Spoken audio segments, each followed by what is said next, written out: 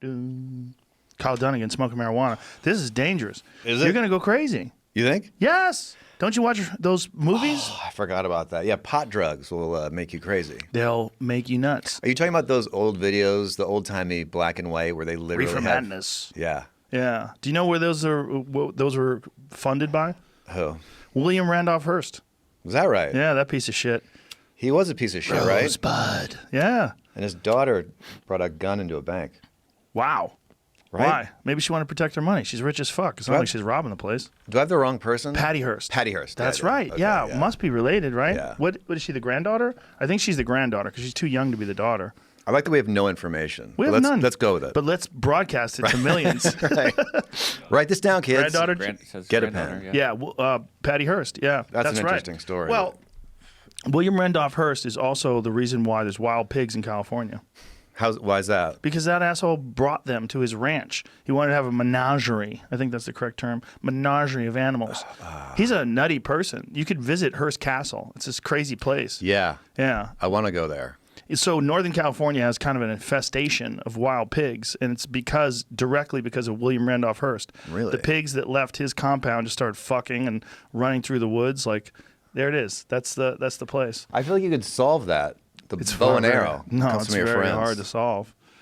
Well, wild pigs are the hardest animal to solve in terms of like invasive species because they fuck like crazy and they breed like 3 times a year. Oh. So one pig can have like 3 litters in a year. So pigs love to fuck. They love it. I've always They're said that. dirty pigs. There's something in Hawaii where they had some infestation and they brought in this other animal to get it, but they brought the wrong animal, and then that became the infestation. Again, something I don't have enough information about. Yeah, I think that's a I think you're incorrect about that because for something that could kill pigs, it would have to be a big predator like a cat. Oh no, this wasn't pigs. This was like a different infestation in Hawaii. Oh, It was okay. It was slightly related to your story. Well, I know they did that in Australia. Australia fucked themselves up hardcore. They brought in animals to kill animals, and those animals wound up running amok and killing everything. That's what always seems to happen. Yeah, they brought in cats, like house cats. They have an infestation of wild house cats in Australia. Well, that's kind of cute, though. I mean, it's better than... But it's sick because bow hunters are like paid to hunt cats. Like people are paid bounties for house cats. So in Australian hunting magazines, you'll see guys holding up a house cat. What do you get per cat? I don't think you get a lot. I can't think. Can't live off your cat I think it's kills? like, I don't think it's not like beaver pelts or anything like that where it's really valuable. How high is this going to make? I got to Super stop. high. We're really. already gone. We're already gone. Really? I hit it 4 times, man. I'm already not starting off with a lot of IQ points. I can't come We down don't need further. IQ points. We're spitting facts, son. Yeah. Yeah. About wild animals. Fucking wild cats. You're the one who told me about the mustard weed. And once you said that, I can't not see mustard weed. Isn't that crazy? I think it came from Russia.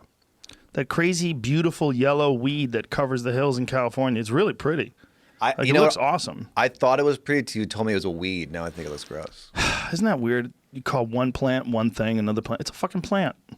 You know, like we're really racist with plants. We're plantists. You know, we're plantists. So if you see like a beautiful green grass, but it's got some weird like daisies popping up, people get mad at those daisies. They're nice. Fucking daisies ruining my grass. They'll go pluck them, rip them out of their life. Yeah. Fuck you. You're not what I want. Yeah, they're very... I have a bunch... What's that? They want uniform. Just all the grass only. Right. Isn't that a weird thing that we do? A lawn is a weird thing. How so? We're controlling nature on a large scale in our own community, our own little yard. We have a little spot, and we lock it down. We want that grass nice. Yeah. Want that grass nice and cut and clean. Yeah. It's a thing. Like people sit back. Like what is happening with grass?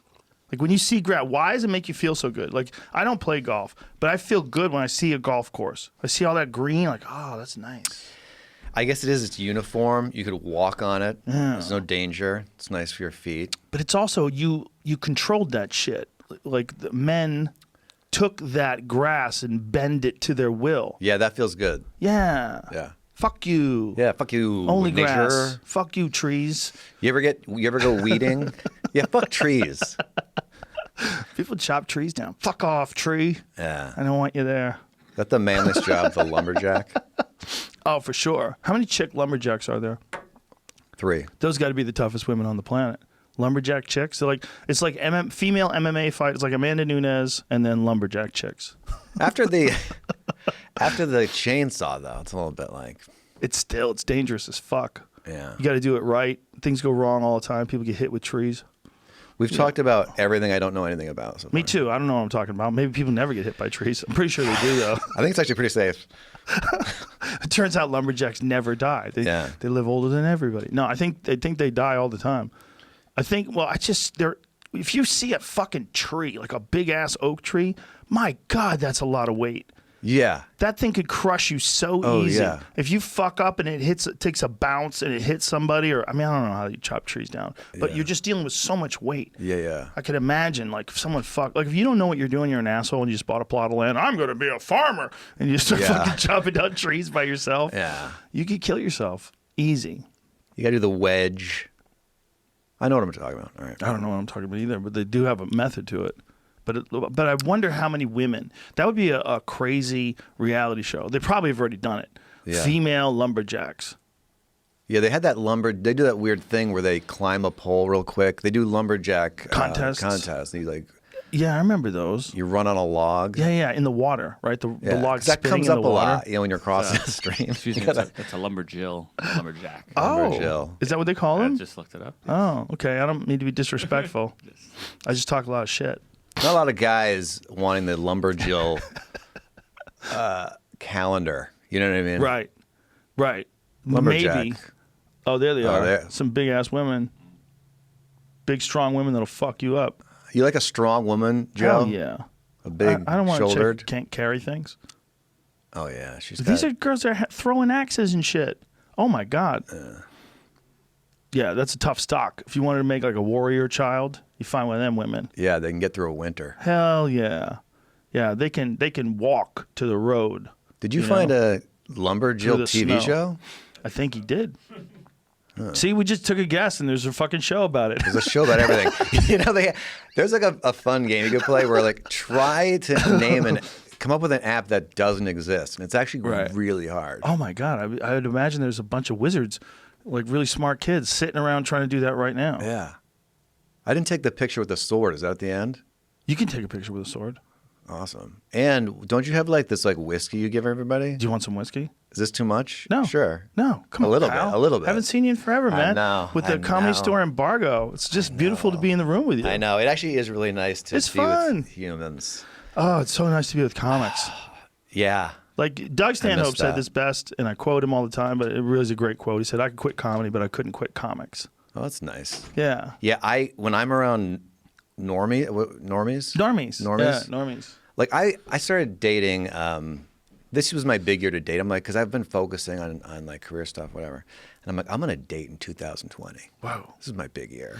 And then the COVID. Yeah, but I got on apps and I met a couple of girls I was chatting with. Bored out of sweet, nice people, but just when you don't know someone, it's not even have to do with being a comic. It's like if you've never met them, you're not, hooking up and having dinners, whatever. Just to talk to a stranger on the phone about their cat, I had to end all that. Some people don't know what it sounds like when they talk. Yeah. They just drone on, and they don't seem to know. Yeah. And you're like, oh my God, you're killing me. You're not even paying attention to that. I can't take what you're saying. Yeah, read the room. You just blah, blah, blah, blah. Some people just have some shit in their head and they're going to get it out. They're going to vomit it out onto your ears. It's abuse.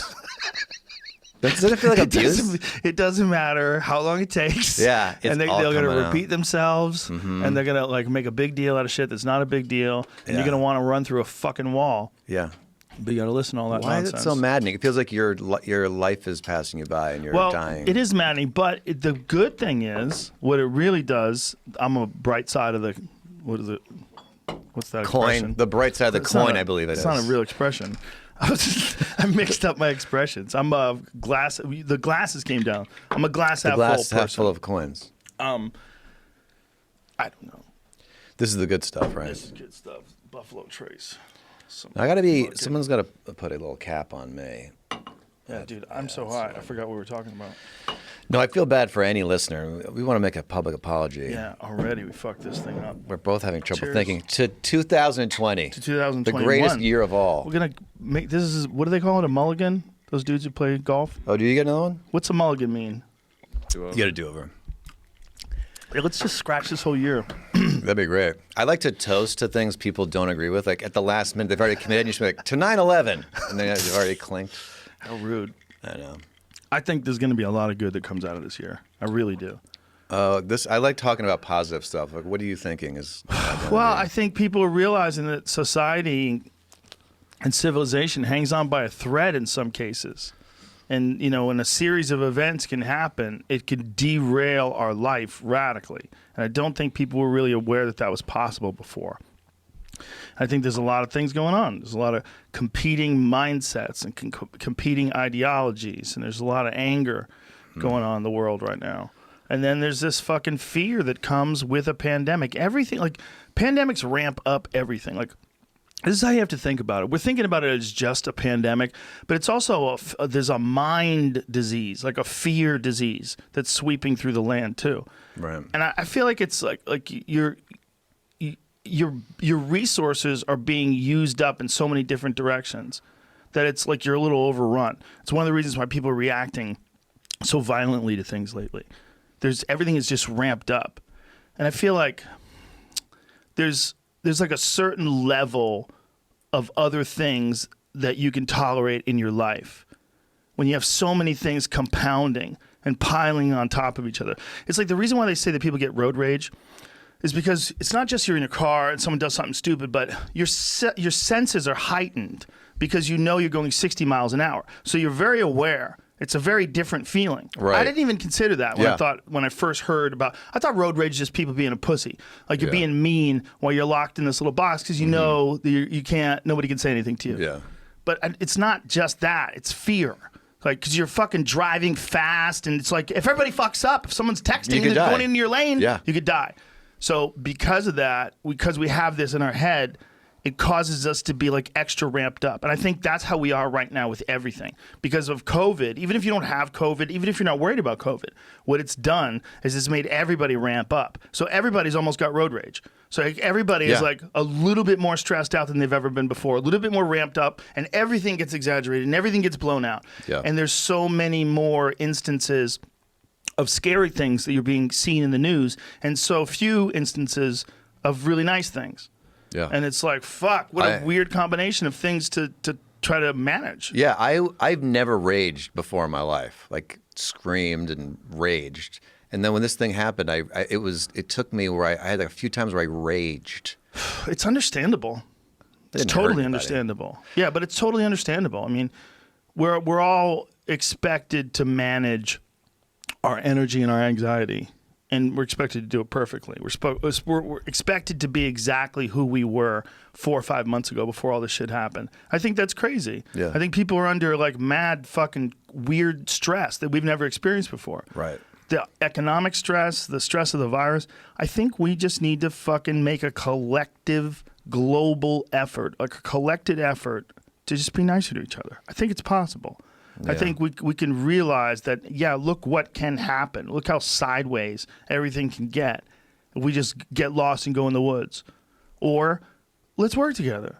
Let's what do you want? Don't you want nice neighbors? I want nice neighbors. So if I want nice neighbors, don't I want a whole nice city? Don't I want a whole nice community? Don't I want a whole nice country? Yeah. Why is that impossible? It feels like people aren't communicating well recently. I think some people are trying. Some people are trying. It's just that it's hard to do. Like, there's too much of our time is spent communicating on like social media stuff. It's too much time. Yeah. It's like it's too one-dimensional and it's too frequent. So it's too many interactions where you're not getting like real human feedback. You're not getting real love. You're not getting real friendship. You're talking just to the ether. Like you're typing things into glass, and you know on the other end someone's going to interpret it. Yeah. But it's just the worst way to communicate, and that's most of what people are doing today. So the most ineffective, unemotional, unconnecting way to communicate is the most common. Right. And that's why we're acting like fucking nuts. That's part of it. Do you think we can back off that? Yes. We can back how do you back up? Got to get a flip phone. That's been the problem the whole time. We all got to get flip phones. Flip phones just have to get better text recognition software or voice-to-text recognition software so you can just talk your messages into a flip phone. So all anybody can do is text you and call you. Just leave me off of everything else. Oh, God. Yeah, Come on. group text. People are just too worked up.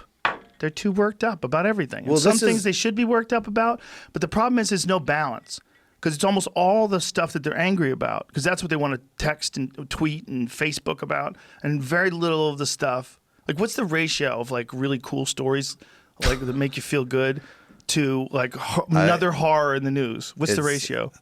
90-something to 1. 90-something to 1. There's a new one. There's a cloud of dust that's coming from Africa across the fucking ocean. It's going to wipe us out. Really? This year is like the devil scripted this entire year. What is it? What does this do? African dust.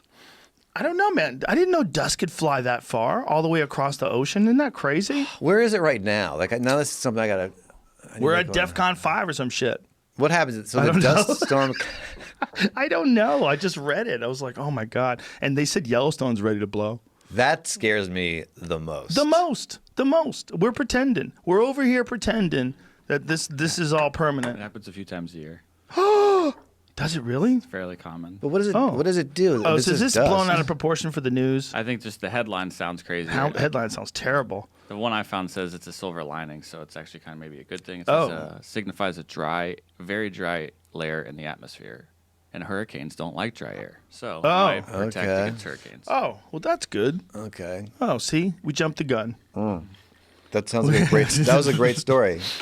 How about that? How about hurricanes? How about the fact that every fucking year the sky becomes a monster and eats people? Fucking throws cars through the air and shit. Every year it happens. And it's getting worse, right? And the fire's getting worse, right? See, they say that, and it makes sense that it's getting worse. And this is not an excuse for like the carbon emissions. This makes it sound way worse. What is? Oh my God! An enormous cloud of dust from Africa, Sahara appears to be heading for Texas, Louisiana, and Florida. It's like it's a missile. And then they show a dust storm like taking over a city. Oh my God! Is that really what it was like? I don't think so. I mean, that's not what the other article I just read. Show that video though. What does it say? Massive dust storm turns the sky red in Sudanese capital. Somewhere way far away. Oh my God, man! Look at that. That was in Mission Impossible 4, I think. Was it? Yeah, he was on like that sky rise. He got caught in the dust storm? And that was coming, yeah. Dude, imagine living there and seeing that coming. You're like, oh my God, I'm going to be breathing dirt for the next hour. Like, how long does it last? I don't know. How long does a dust storm last? Do you imagine living there, man? You got to go to the grocery store and you're literally walking through a dust storm. So you're dressed like one of them dudes from the Lord of the Rings. Right. You know, you get fucking scarfed across your face. Like, no, the guys in Star Wars, what are they called? The ones who lived like in the dirt and the sand people. Sand people, yeah. I think that was the name. There's also the little ones. You talking about the little ones? Yeah, there was a bunch of them. Those were damn it. But those sand people. No, Ewoks were the fluffy ones. But who were the sand people? The Tusken Raiders? Yeah, maybe that's it. Yeah. Tusken Raiders. I think that's it. They're called Jawas. Are they? Yes. That sounds right. I'm going to go with Jawa. I believe you. I think we should do a whole podcast of things we kind of know about. So far, we're already doing it. We're already doing it. I don't think, man. I mean, look, there's no way that the weather just stays the same. It doesn't stay the same. It's never stayed the same. It doesn't. But we have to listen to climatologists. 100%. Yeah, 100%. I don't know why it drives me nuts, but I just. But this is my point of view. Legitimately, we have a bigger concern. One of the bigger concerns is we're not prepared if anything goes sideways. And that's what we're finding from this COVID thing. We're not really prepared if things go sideways. Yeah. And we definitely should be protecting against the human impact on the climate change. It's real. We really have fucked up the earth. However, even if we didn't fuck it up, this place is so unstable. Even if it wasn't us, the asteroids, the hurricanes that just exist and have always existed, earthquakes. Yeah. We just don't live long enough to see enough of these to be scared of them. Yeah. Because our lives are so fucking short. Yeah. And the life of the earth is so long that all these tectonic plates, shit, like when we go to a mountain, like, wow, that's really pretty. Look what happened. Yeah. It's alive. Yeah. That thing's moving right now. There's lava under it. If you saw like 10,000 years a second, you would just see the whole earth just boom, moving around. Yeah. The oceans come in and out, and it's constantly doing that. It's always done that. We definitely should stop fucking up the world that we're living in. the world that we exist in. But even if we didn't, this is so dangerous. Yeah. This whole place is covered with predators. We are just super lucky we killed most of them off and boxed ourselves away. And some people forgot. Except for those pigs. We got to figure out that asteroid. We're not looking at enough of the sky. No. I think we're looking at 3%.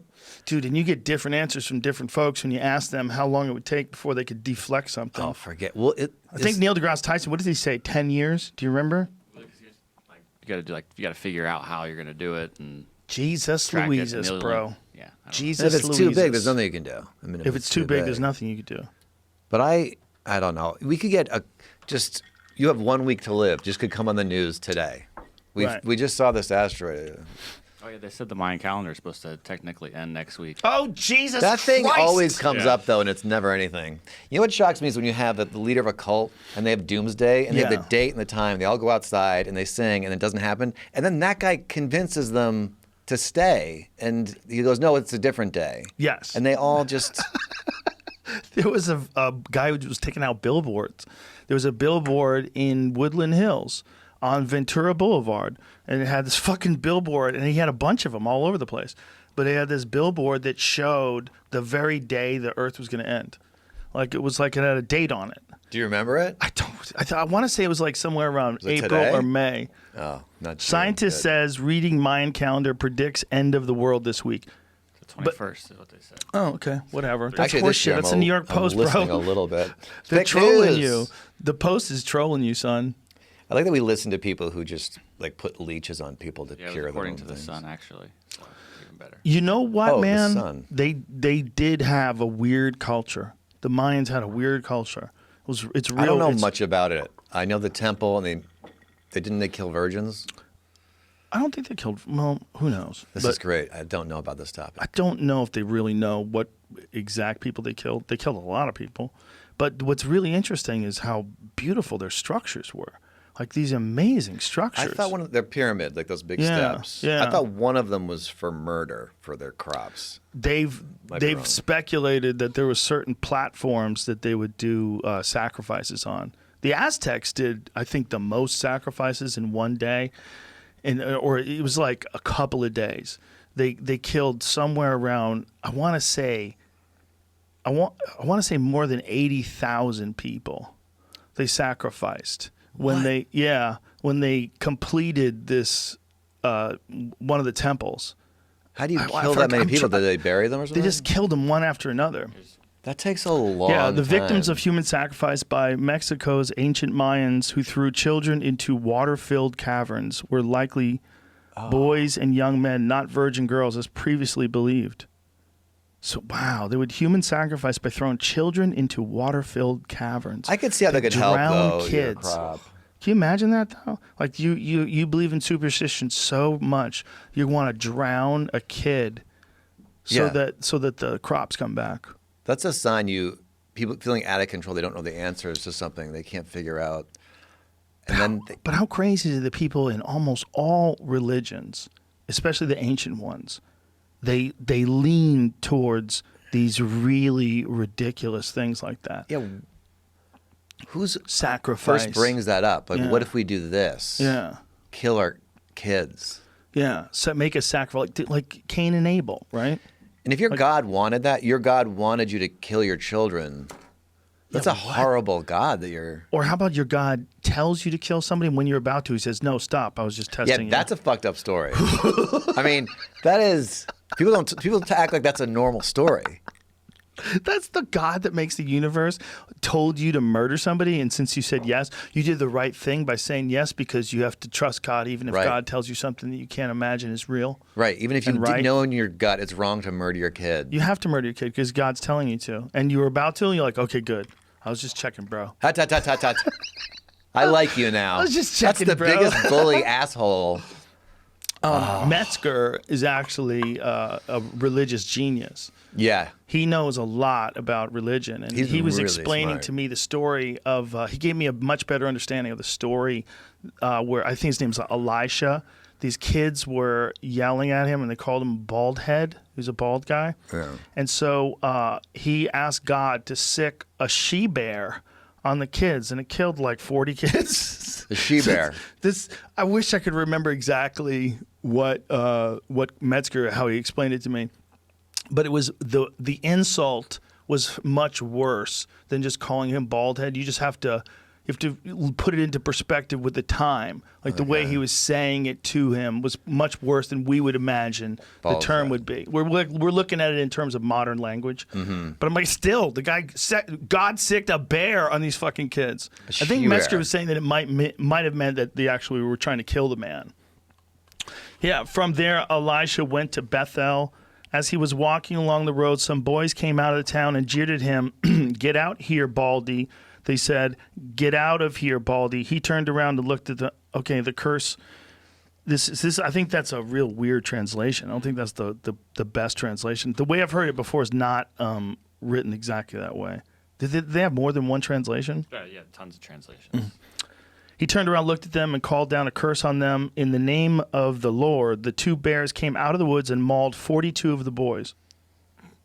I got a bear story. It seemed, when I heard it before, God, maybe I'm wrong, but it felt like it was in the ancient way of saying it, and that was what Metzger explained to me. See if there's find like another.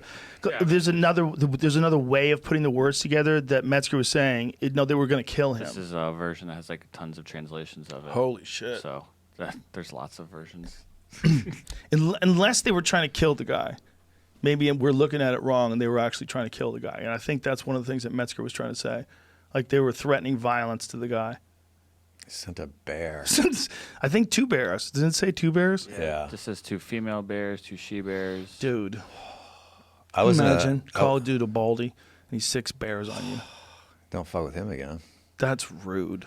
I was in a tent in the woods. I was in Yosemite, and I was with this girl, I was dating. And before we packed up, the ranger guy was like, "Hey, don't have any food anywhere tied up in a tree. There's bears. They're coming out of their hibernation, and they're hungry. Don't you have a gum in your pocket?" Really scared us. We were the little group, and we were kind of laughing that night, like, whatever, like, bear, and just try to scare everybody. And then... It's a horror movie. It is. Yeah. People about to get murdered are always giggling about something. Yeah. So we're in the tent, and about an hour into sleep, I had brought a knife in my, tent. This fist-size snout pushes into the tent, puffs her head, like her head went, poof. Then it comes over to my head, puffs my head. Oh, my God. And I had the thought, oh, this is what terror feels like. Because I'd never felt the emotion before. I'd never actually been terrified till that moment. And we just held each other's hands like really hard and you did everything not to breathe for 2 hours, just making the smallest amount of air come in your body. I have a theory about that. I think bears are figuring out that there's meat in those bags. I think they figured out that there's... Meat bags. Just like they find, like when bears go to garbage cans, yeah, you can't scare them off. They're always going to keep coming back to that garbage can. Once they go to the garbage can, they become a problem. They have to kidnap them and move them to some sanctuary somewhere. Otherwise, they'd have to euthanize them. Because once they know where something is, they keep going back. Yeah, they're not scared. Bears that have killed people in tents, they keep coming back. They keep coming back to tents. Yeah, we got to kill those. I've heard of more than one different story about a predatory black bear attacking people in a tent. And I think there's less deer in the place. If there's been a bad climate, there's not enough food. Why don't they attack us more? Do you know what I mean? Like, because we have guns. That's the only reason why. And in places where people don't hunt bears, they have way less fear of people. I mean, I think they would want to get us for food immediately. Like, oh, there's some food. They don't know exactly what we are. We're not a part of their natural world. We only occur every now and then. Like, right? If you run into a grizzly bear in Alaska, you might be the first person that grizzly bear's ever seen. They might not have any idea what you are. Yeah. Because it's been alive for 9 years. It's never seen a person. That's totally possible. You saw Grizzly Man, right? Yes, I did. It's one of the best comedies that wasn't supposed to be a comedy ever. It is so funny. It's wall-to-wall laughs. That scene where he's at the lake and the bears walk up to him and he's going, no. Yeah. Bad. Yeah. Someone told me, I don't know if this is true, but the bears could sense there was something wrong with him. That's why they didn't eat him earlier, because they thought he was like, he had some sort of mental disease. I don't think those bears up there are that aggressive because there's so much fish. And I think when the fish runs dry, that's when they get real dangerous. Yeah. And he went and he was there long after they were supposed to be in hibernation. So the one bear that killed him was really hungry. it hadn't eaten enough food. Yeah. So it looked at anything and like it was just going to eat everything that was in front of it. So it found him and killed him. So they were saying you should never be around when those bears are in hibernation. If you find one that should be in hibernation and it's not, that's a desperate bear. Oh, okay. So Dude, fuck that. That whole movie is just fuck that. Like, why are you doing that? Why are you camping where you know the bears walk? And he's not saving any bears. Like, he didn't I'm even saving these bears. He was so crazy. You Yeah, sons he of was a bitches, lot where are like, you? Where that are you? Tiger King. I'm down here. He was. Very similar If type. he got together with Tiger King. That'd be a great show. Well, you know what's similar about it? There's something about weird guys that get really connected to murderous animals. There's some sexual... Yeah, some weird shit. Whether it's a tiger or a grizzly bear. I'm here protecting them. Yeah. Like, this dude is in Alaska in a paper house, right? He's got a house made out of cloth. And he's laying on top of the ground every night protecting these fucking 1,200-pound wild dog things. Yeah. And he almost got the role of Woody in... I still don't remember that, which is not true. It's not true. No, he's a crazy person. But he's also a crazy person that found like a venue for his crazy. That he did some good too. And here's one thing that he did that's good, and I'm not being facetious. Yeah. That movie's brilliant. It's an amazing piece of entertainment. Through that movie, millions of people have been entertained. I don't think he would have been able to do that without that movie. Absolutely not. So it was funnier than Cheers. It was fucking great. In that guy's dying that way, it's a tragic story. It's a lesson to be learned, and it's also hilarious. He did it on purpose. Werner Herzog's a really smart guy.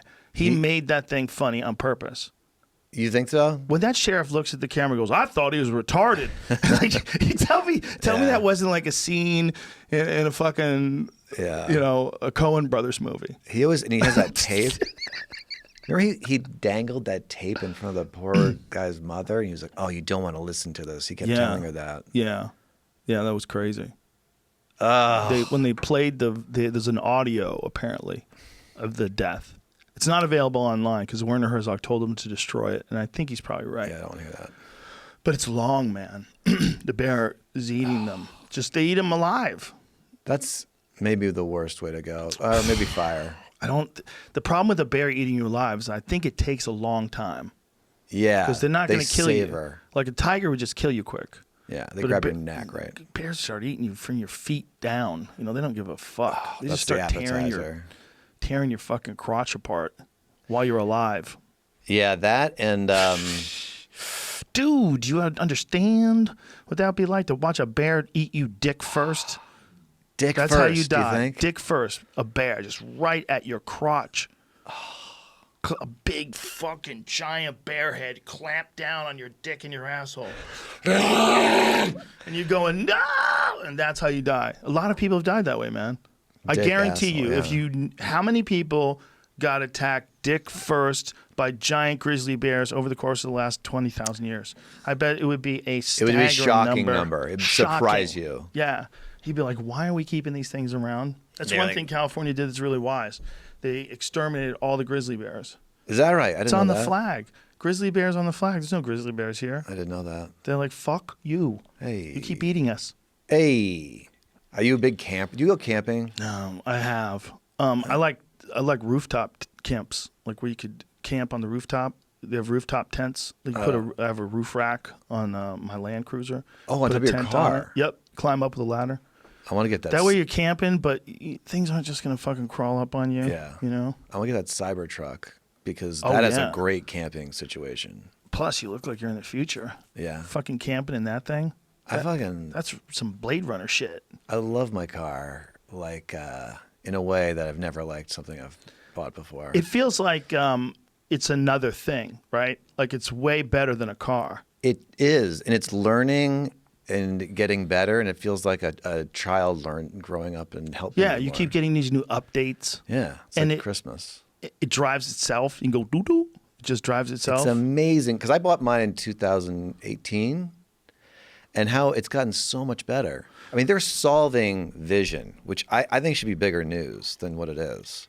And the way they're doing it is brilliant. They have people paid the money for them to send out all these fleets, and they get all the data, which is what they need tons and tons of data, and they see stoplights and stop signs now. I kind of watched a video on how they did this, and they send out to the fleet like, hey, send us all your stop signs, and they all come back to this one place, and it learns. And I got a stop sign near my house, and just a little piece is showing. It's covered by bushes, but the car recognizes it. Dude, and that's his side job. That's his side job. He is the coolest person ever. On paper. On paper. I mean, in person, he's, I think Nikola Tesla is probably the most important inventor of all time, but Nikola Tesla, I don't think you would think he's cool. He was just a genius, and he was in love with a pigeon. Like, he was really crazy. He got really crazy. He was a really crazy guy, but brilliant, but had ideas. Elon is like, cool, you can hang out with him. It's super cool. Yeah. He was here smoking one of these, right? He got in trouble for about 24 hours, and then they made money. They bounced back. They lost 6%. Their stock lost 6%. Is that right? Yeah, but it came back 9% the next day. Yeah. And I'm like, yeah, people are crazy. He's the greatest CEO. He's always in the news. But the fact that the Tesla thing is like his side gig is what's most ridiculous. He is the coolest person ever in the history. Also, very important. He's doing very important things. Fuck yeah, man. We would be so far behind if it wasn't for one guy. What would the electric car market look like today if it wasn't for one guy? Right. And they tried to kill. I mean, Yes. I mean, it still happens. You get the worst news. Every car crash, Tesla crash on the news. And when there was fires, which there aren't anymore, and there was only like a few, everyone was front page, and people thought, oh, don't those cars blow up? Yes, yes. And it's like, how many gasoline cars fires there were that year when you saw two? Anyway, I just get the fact that he made such an amazing car and got past all the bullshit that was coming at him to destroy it. He just doesn't listen. He's like, I'm smarter than you. So he just keeps going. Very stupid. People stupid. Mm-hmm. He knows what he's doing, and he's been right so far. We're fucking lucky that guy's around, man. No. I don't like people giving him shit. I mean, they should be promoting and hiding the fires. And the guy ahead of the board that looks into crashes. I'm gonna sound like an idiot. What's the name of that board? Anyway, you would think you'd go, oh, I've got this car that's 15 times safer than all my other cars. Let's help this company out. But I think they investigate 500 crashes a year, this department. Every Tesla crash they investigate. He's just on him. And I understand you have to in a way with the self-driving. You got to be on top of that. But But they've not been reckless about that. And there's some accidents though that are very troubling. One of them was a guy slams right into the side of a truck. Oh, I saw that. Yeah, that one didn't even make any sense. That one was like, how does it not know there's a truck in the road? Or does it not know what to do when a truck is in the road? Like, what happens? Like, a truck tips over. What do we do? Yeah. You don't know what to do? Why are you driving? Right. Like, that's crazy. Yeah. Like, it's not ready for you to drive yet if it doesn't know where a truck is. But you are supposed to pay attention. You are. It isn't self-driving yet. I think people text and fucking email and shit. I've dozed. It's not good. No, long drive. So I went to bad, Phoenix. Dude, it's so bad. I had a 7-hour drive, and I was like...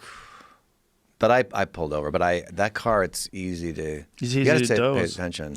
Well, it's just a different kind of thing. It's like you think of what a car is. You think of an engine, and it pumps gas, and you're driving around in it. That thing is like an electronic vehicle. Like, it's not a car. It doesn't make any noise. It's amazing. It looks just like a car, but where's your engine? It's like, where's the rumble? Where's that stinky gas? Right. It doesn't have any of those things. So it's silent. That's what I noticed. We look back at horses, and we're like, how do people stand the stink of shit in New York City? But then when you get an electric car, you go, oh, those other ones, that was poison. I just got used to it. And I was like, oh, that's what they have. Yeah, when people just rode horses, this must have smelled terrible everywhere. Just horse shit everywhere. Yeah. It'd be like... Yeah, I mean, really, right? They'd shit all over the place if everybody was on a horse. Yeah, but we got to get with the new technology because, I mean, them trying to save coal jobs, I get it, and that's a really tough thing. But we better off training. I mean, it's like them trying to save the horseshoe guys business. Like, we're not going that way. Do you know the whole learn to code fiasco online? No. Well. Someone was talking about coal miners and like what they could do, if they stopped mining coal. And someone had said, learn to code. Yeah. And then learn to code somehow, I'm probably fucking this up, but became like a bad thing that you couldn't say on Twitter, like an insulting thing that would get you banned from Twitter. Why? Because learn to code was some sort of an insult. It became some sort of an insult or mocking this idea that these people. So you can't. I mean, it seems like the most innocuous of sentences. Learn to code. Is there anything wrong with learning? No. Is there anything wrong with learning code? No, there's not. So how come I can't say learn to code? I can't say it because at one point in time it was used to describe this one thing. Now it can kind of become funny. Learn to code. Yeah. I don't understand why that's bad. It seems like good advice. It seems like good advice always, but I mean, maybe it's mean to say to these coal miners they should learn to code. I get that. But you could also use that in a lot of different ways. Once someone said learn to code and it sounds good, that's not limited to that one meaning. Right. You could say it as a friend, like as a joke, like Right. learn to code. And you're not being an asshole. Right. Like your friend is like, oh, my fucking job is so annoying. And you're like, learn to code. Yeah. You should get kicked off Twitter. Yeah, they took the whole phrase by one person saying it in a douchey now way. that phrase is locked up. I mean, it's an unusual phrase, and I know it has use a it a connection lot. to that. Learn to code. Learn to Have you code. had? Why can't you say it? I don't know, but I love Teslas. There's just too many brakes being put on what people can and can't say. Like, I don't know how much of this is legit because I know that Google. What is exactly the reason why the Federalist and there was another thing that was. Explain how that worked, Jamie. How they were pulled down. They had an issue. It says with their AdSense. So like that's what Google controls is AdSense. Right. The money that you make off of your website clicks. Right. So there was an issue with it says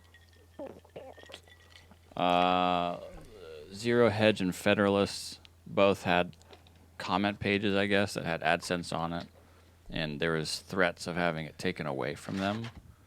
And this article says that the Federalist bends the knee to big tech and deletes its awful comment section. So I was trying to read through it to see.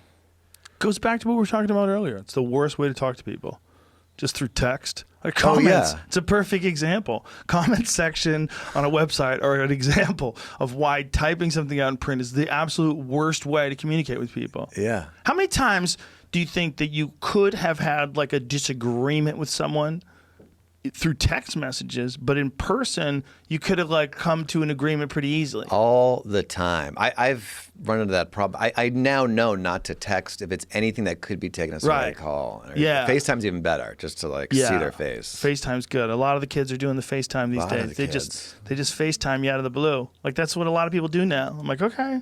I feel it's very aggressive when someone FaceTimes me. I find it very aggressive. Some guys like it. Yeah. Now with this COVID, I'm getting way more used to it because of all the Zooming I'm doing. That's the worry, though. The worry is that this separates people even more from the emotional contact that we get, the emotional interaction we get from an actual human being. And we get more and more douchey. What do you get extra? Because I don't know the answer to this. I'm Zooming with you, or I'm here now with you. What am I getting extra? Besides the whiskey and being in person with it's a different feeling. Like I know you're right there. Yeah. You know, high five. COVID. There you are. We're right there. That's different. I don't think you can get COVID from contact anymore. Contacting surfaces. I don't. I don't spit in your face. I lost my caring about any of this. COVID. Yeah. I in the beginning really did care, and I was really scared, and I bought into it, and then I just hit a thing where you called it care fatigue. Care fatigue I got. Is there a word for that? There should be. I think what you just invented it. Oh, that'd be cool if I invented it's care saying. I think it's care fatigue. Is that a thing? It's probably already. Look, we found the female lumberjack was already a thing. This is probably already a thing too. I'm gonna make care fatigue. There's an article t-shirts. called compassion fatigue, and there's a compassion fatigue awareness. That's different. That's different. My thing's different. But compassion fatigue makes sense too because most people, you know, they don't have so much to give to other folks. They're busy. Like Kristen Bell, people like who was in the video. Yeah. It's like they really are putting themselves out there and getting really crushed. And if I were them, I mean, after the first text I did that I got blowback, I would be out. Yeah. I think that world, the world of actors and actresses, I think it's very difficult for them to gauge how other people view someone who's really famous who does something like that. Like you have to understand, I don't think they thought about the skepticism. I don't think they thought about people looking at it very cynically. I don't think they considered that. No. I think they only thought, like, they probably talked to their friends, like, we're going to make a difference. We're going to make a difference with this video. Yeah. And their friends like, you're amazing. You're so powerful. If anyone can make a difference, it's you, girl. You have the platform, use it. Boom. Next thing you know, they're making this video and they're calling their friends. Just like the one with Gal Gadot, same thing. Oh. You call your friends, we got this, we're going to cure this. People are fucking dropping like flies in Italy. They're just falling off balconies and shit. Imagine there's no heaven. That one. Like, that, I also feel bad in a way because if your friend asks you to do something, it's hard to say no sometimes. You gotta tell them, this is how I would make fun of you. You got to realize what you're doing is crazy. I understand that the sentiment behind it is great. Yes. They all mean well. And for white people, when it comes to stuff like that, look, all white people feel guilty for something. They just do. Yeah. Because black people used to be slaves. So just that alone, if you did not come from that, there's some sort of guilt that you're connected to the ancestors that enslaved those people. There's something in the back of your head. Yeah. Especially if you're from old family, like if your family's been in this country for since the 1500s or some shit, like for sure your family had something to do with slavery, for sure. The white guilt is real. And it's getting pumped up right now. I mean, there's videos of there's a video of a guy, and he just was joking around. This black guy, he goes, "Kneel before me and praise," and she's like kneeling, and it's there's a bunch of those videos. There's videos of these people kissing this black dude's feet. I don't think this is good for black people. You know what I mean? Like what is this? I'm not even sure what's. It's fine if it's just kissing feet and kneeling. We're fine. Is it? I'm not smart as figures out. Is it good that this? I think it's great that white people are marching with them, and that seems good. This is what it is, man. Society and people we're getting better, but we get better like this. Oh yeah, the pendulum. We get better in waves. Like it goes this way and it comes back, and right now we're in a crazy period. But ultimately, I think what's going to come out of it is way less racism. We're hitting like a new stage of no racism. People are always going to judge people. They're going to judge people on everything. They're going to judge people based on the language you speak, where you're from, whether you're short or tall or fat or skinny. People just judge people. They're always going to judge people. But it will become more and more taboo and more disgusting to people if you judge people on race now. Mm-hmm. It's like a new blip in the consciousness. It's a more disgusting crime to actually judge people and limit who you think their potential as a human being because they're from Southeast Asia or they're from Mexico or they're from like that's going to become a disgusting trait. Well, something good can come out of this. Yes. Something good will come out of this. It's always been a disgusting trait, but it's going to reach a new level of it. Yeah, not tolerated. Yeah, you're always going to have some racists. You're always going to have some murderers. You're always going to have some bank thieves. Yeah. They're always going to exist. It's like, how do you make it better for everybody? You just got to defund the police job. That's all I got to do. Yeah, that's the best thing. But it's happening right now. Like people are getting, I really believe this. The positive side of me says, I really feel like we're going to come out of this on the other end friendlier to each other. And we can do that. It's 100% possible. Good. This can be a good thing. Like the horrors of all this can make us appreciate that things can go sideways. So the folks who have fortunately survived, we can do better. We just got to survive that pendulum swing. Yes. Like the Me Too Al Franken. That was a weird one. Went a little too far in that swing, in my opinion. Oh, that was a weird one. I mean, the worst thing he was accused of is the way he held a woman while he was taking a photo with her. And then there was the girl who was on the plane with him, though, Leanne Tweeden. That's her name, right? Yeah. Yes. Let's go with Leanne Tweeden. I'm so high. I can't believe I fucked up. I'm not high at all. I have no excuse. She's got the best. She's got the best case. What is her case? Hers is different. Like there's a photo of him. Look at that photo. All right, now wait. Hands over her breasts while she's sleeping. Like, come on, man. If that was your girlfriend. Yeah, no, that is. But that's him as when he was a comic. He did something stupid. They were on a comedy tour. Yes, they were on a comedy tour. He did something stupid. And I'm not defending, but she's wearing a flak jacket. Yes, he's not touching and he's boobs. not touching her, but he's pretending he is. Maybe he thought it was funny. Maybe she didn't. I get it. I don't not a good think look, he's but not. It's not a good think he look. got I don't think he's fired. an evil person. No, I think not that he that's got fired. He resigned under pressure, but Yeah. I just I think he's just a smart guy. And I don't know. He got, he got caught up in that wave, and I think that can happen to folks. I think she even was like, I didn't want him to resign. I should stop talking. I'm saying things. You didn't want who to resign? Did you say Shiva? Yeah, she didn't want Shiva to resign. She didn't want him to lose his job over that. I think she came out and said. Yeah, I don't think she did either. Again, no information. Yeah, it's, there's way worse people out there. Yeah. That's what's fucked up when you find when you hear about a guy like Harvey Weinstein, right? And you realize wow, just the sheer numbers of people he fucked with. Yeah. There are really people like that out there. Cosby. Cosby's one of the greatest comedians ever. and even better rapists. Even in terms of all time. They got the years. See, anybody who says that there's nothing ever funny about rape, didn't hear that. Yeah. Because that was funny. And you're not trying to be mean. No, I probably will get in trouble, though. Yeah, you probably will. Yeah, but it was funny. And most people are reasonable. And they're going to understand what we're doing here. I can't get canceled. And that's not true. You can retro get canceled. If you get a job on a show, then they come back. They come back go, and read your remember you said rape was tweets? great on Joe Rogan's mind? That's exactly And I have to say I'm sorry. And the goalposts keep getting moved, things that you could say readily. One of the things I've been doing is I've been watching a lot of Adam Sandler movies. Yeah, it's funny. Oh my God, man! Some of them are so funny. Zohan is one of the funniest fucking movies ever, but wildly inappropriate. And just even then, the things that you can get away with saying then, you can't do now. No. No. And Rob Schneider in Adam Sandler's movies, he would play a bunch of different races, all kinds of. He played Asian guys. He played he played all kinds of weird dudes. You barely can do that today. Do you think ever again will it swing back where people go, yeah, you can do other blackface is fine.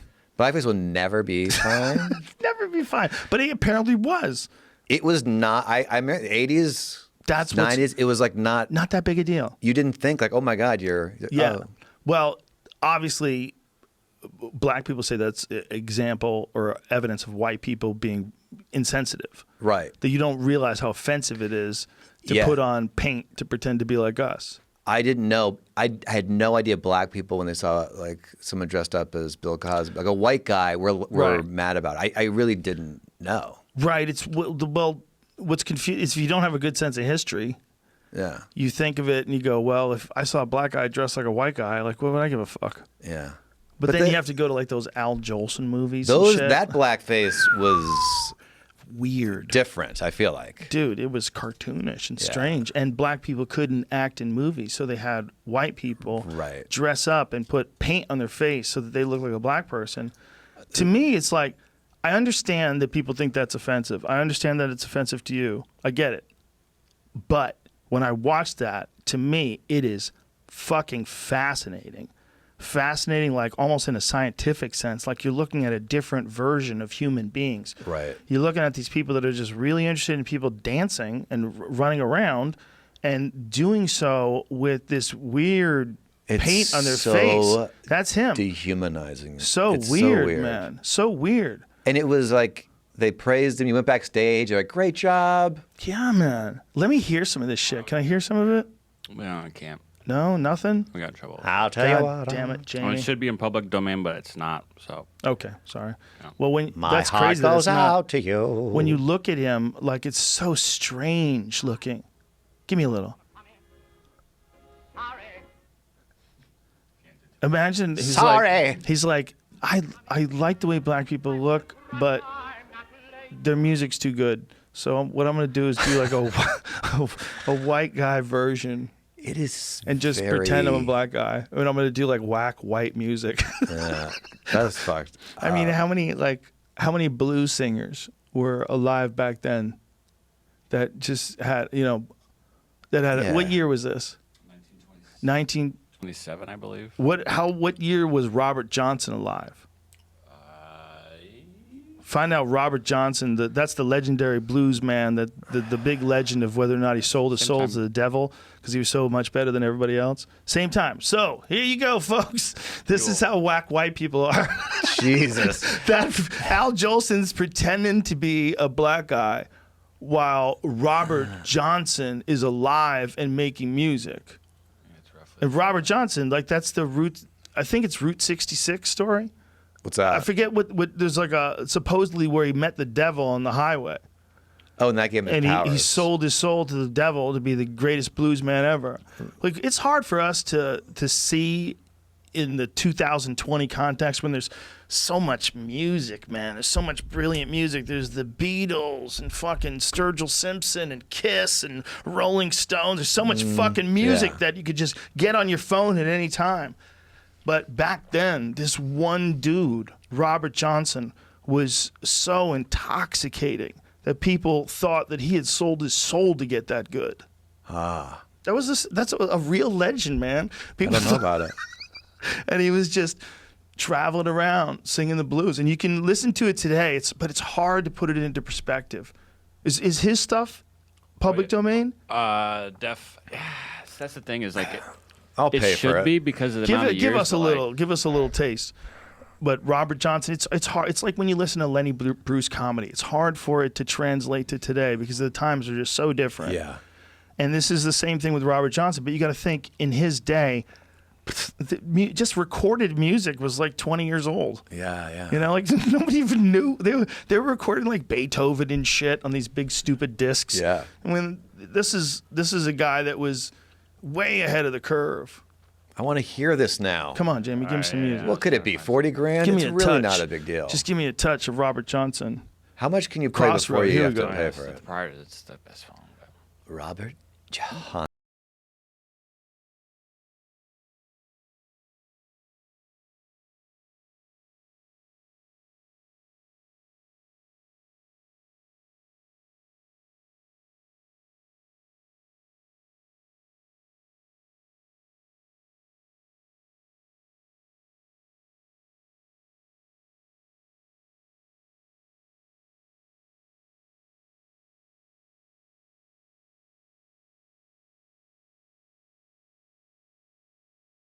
Dust on the ground, and he's on the stage. What and year you is got this? a whiskey? 19? What was it? 30? It said he died in 38, so at 27, so he wasn't even that old. He died at 27 They years all old. died at 27. Or So 33. imagine there's this, and then this whack ass Al Jolson singing terrible songs and pretending to be a black guy at the exact same time that Robert Johnson was alive.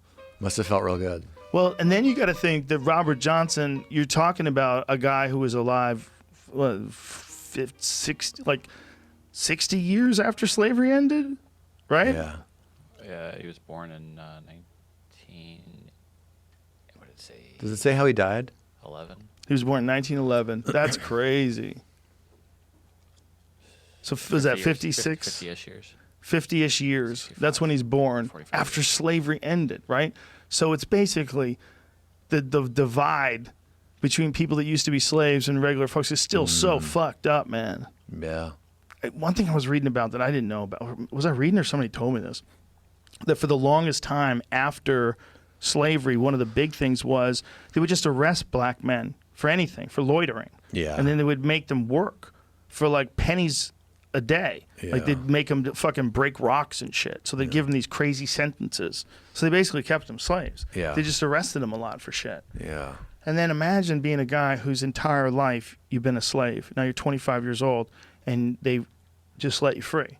And you got to figure out how to get a job, and nobody wants to hire you, and everybody's scared of you, and everybody's prejudiced against you, and there's no opportunities. And then just start arresting you and making you break rocks. And you're like, fuck, Yeah.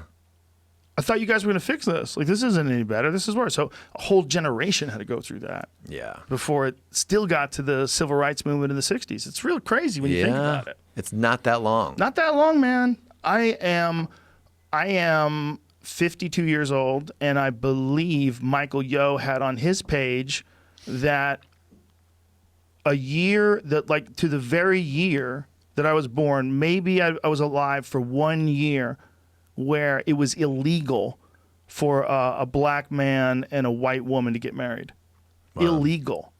Yeah. So like the late 60s. Yeah. I didn't know that. Did you know that? No, I don't know anything. Dude, that's my lifetime. Yeah. I think I was a year old when they made it legal. Wow. Can you find out if that's accurate? Jamie, what are you eating? It looks delicious. Come on, Jamie, sure. What do you got there? Oh, the NeuroGum. What does that do? Is that makes you smarter? I need one so bad. You do too. Jamie? You do too. I do as well. I know. I'll smoke a joint and drink. Yeah. And then try to make good points. Dude, we're making great points. Here we go. 1967. So the year I was born, interracial marriage in the United States has been fully legal in all U.S. states since 1967. Yeah. There you go. So it's like, that's not that long ago, man. That's not that long ago. An interesting history. Yeah, and we're still getting over it. Yeah, it's American Indians. Don't even start with that. I'm obsessed. You see that giant painting that I had out there, that Greg Overton painting? No. That big white Indian face when you walk in? Yes.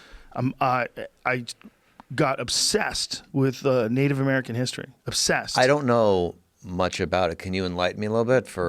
There's a book that you got to start with. This is the one that'll get you. It's called Empire of the Summer Moon by this guy, S.G. Gwynn. It's fucking crazy.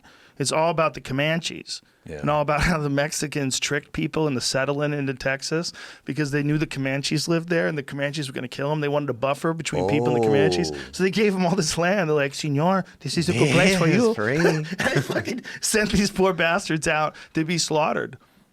Wow. Oh, my God, dude. It's the best book, I think, like in terms of like a perception shifting book, the best book I've ever read. I actually listened to it on tape. Full disclosure. I never thought I was going to read. I don't read anything. I read mostly magazines. I just mostly listen to books on tape. But this one is so well written. It's so fascinating.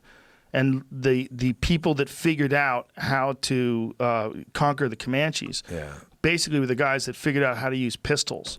They had to change the way they did battle, and they had to go against them on horseback. The Comanches were so good at fighting on horseback, and these dumb Americans, the early Americans, why aren't you in a line? They would get off they'd have to shoot their long rifle off their horse. So they'd have to dismount from their horse, pull out their musket, boom, and then they got to repack it. It takes a minute to repack it, and these Indians were just fucking them up.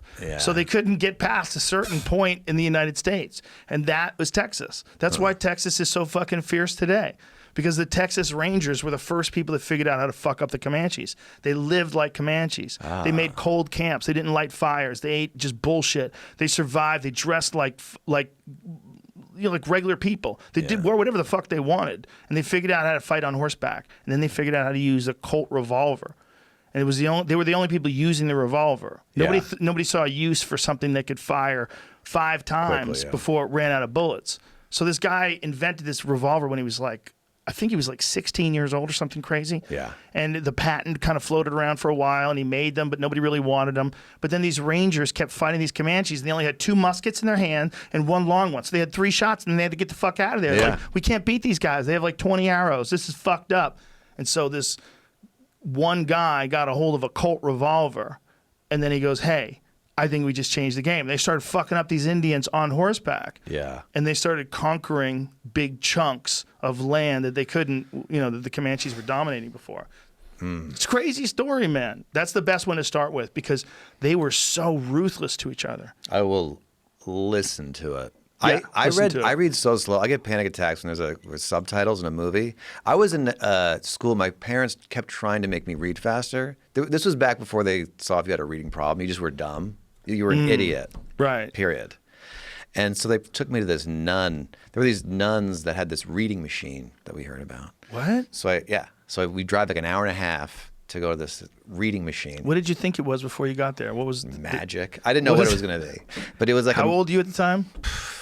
14, maybe. You go into a reading machine. Yeah, and so it's a nun, very sweet, and it projects on the wall 1 sentence at a time, and it goes by at a certain speed. It's 1 through 10 speeds. And so she tests me where I am the first day. And I'm level 1. I can only read this absolute slowest. And she saw I was upset, and she goes, "Don't worry, by the end of the summer, you'll be on level 10. And I was like, really? So worked all summer. End of the summer test, guess what level I was on? I worked really hard. Yes, I was on 1. And her faith in God dropped off her face.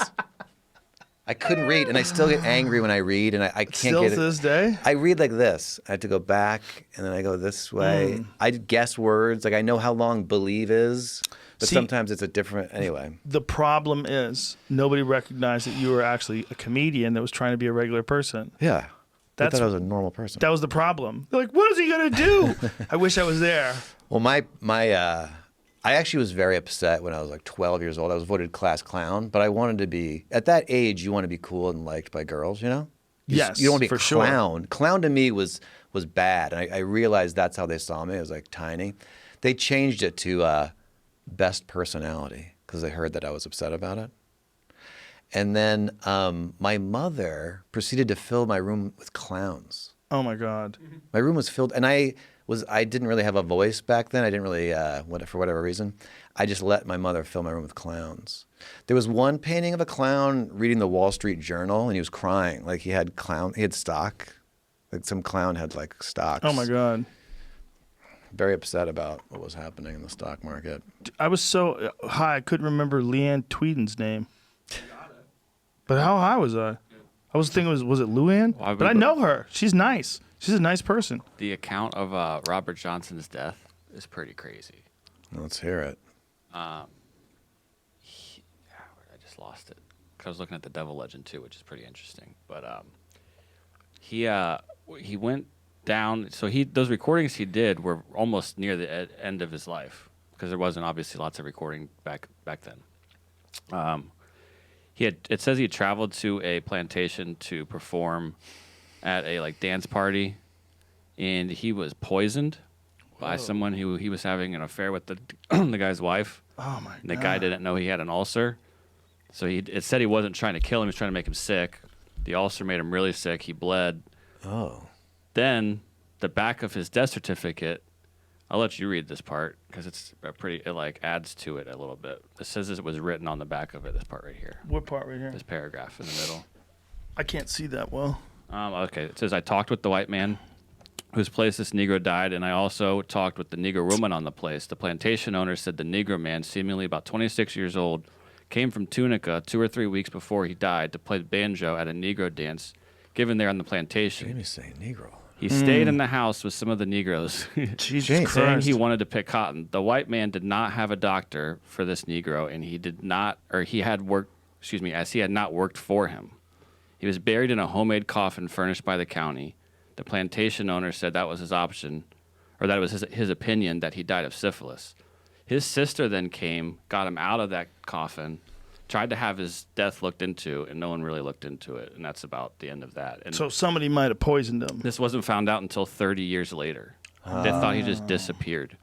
What? Yeah. What? His death wasn't reported publicly. He disappeared from the historical record, and it wasn't until 30 years later some people found his music, and they dug into his life, found his death certificate, found out all this information way after the fact. Wow. So this guy who everyone reveres as one of the best musicians of all time. Wow. No formal autopsy was done. It's the same time that's happening. All that real shit. Al Jolson's got white gloves on. Right, making all the sweet cheese. He's doing movies and people are clapping. Yay, so talented. Do you imagine what white guilt was like back then? It must have been suffocating. I don't think there was any. None?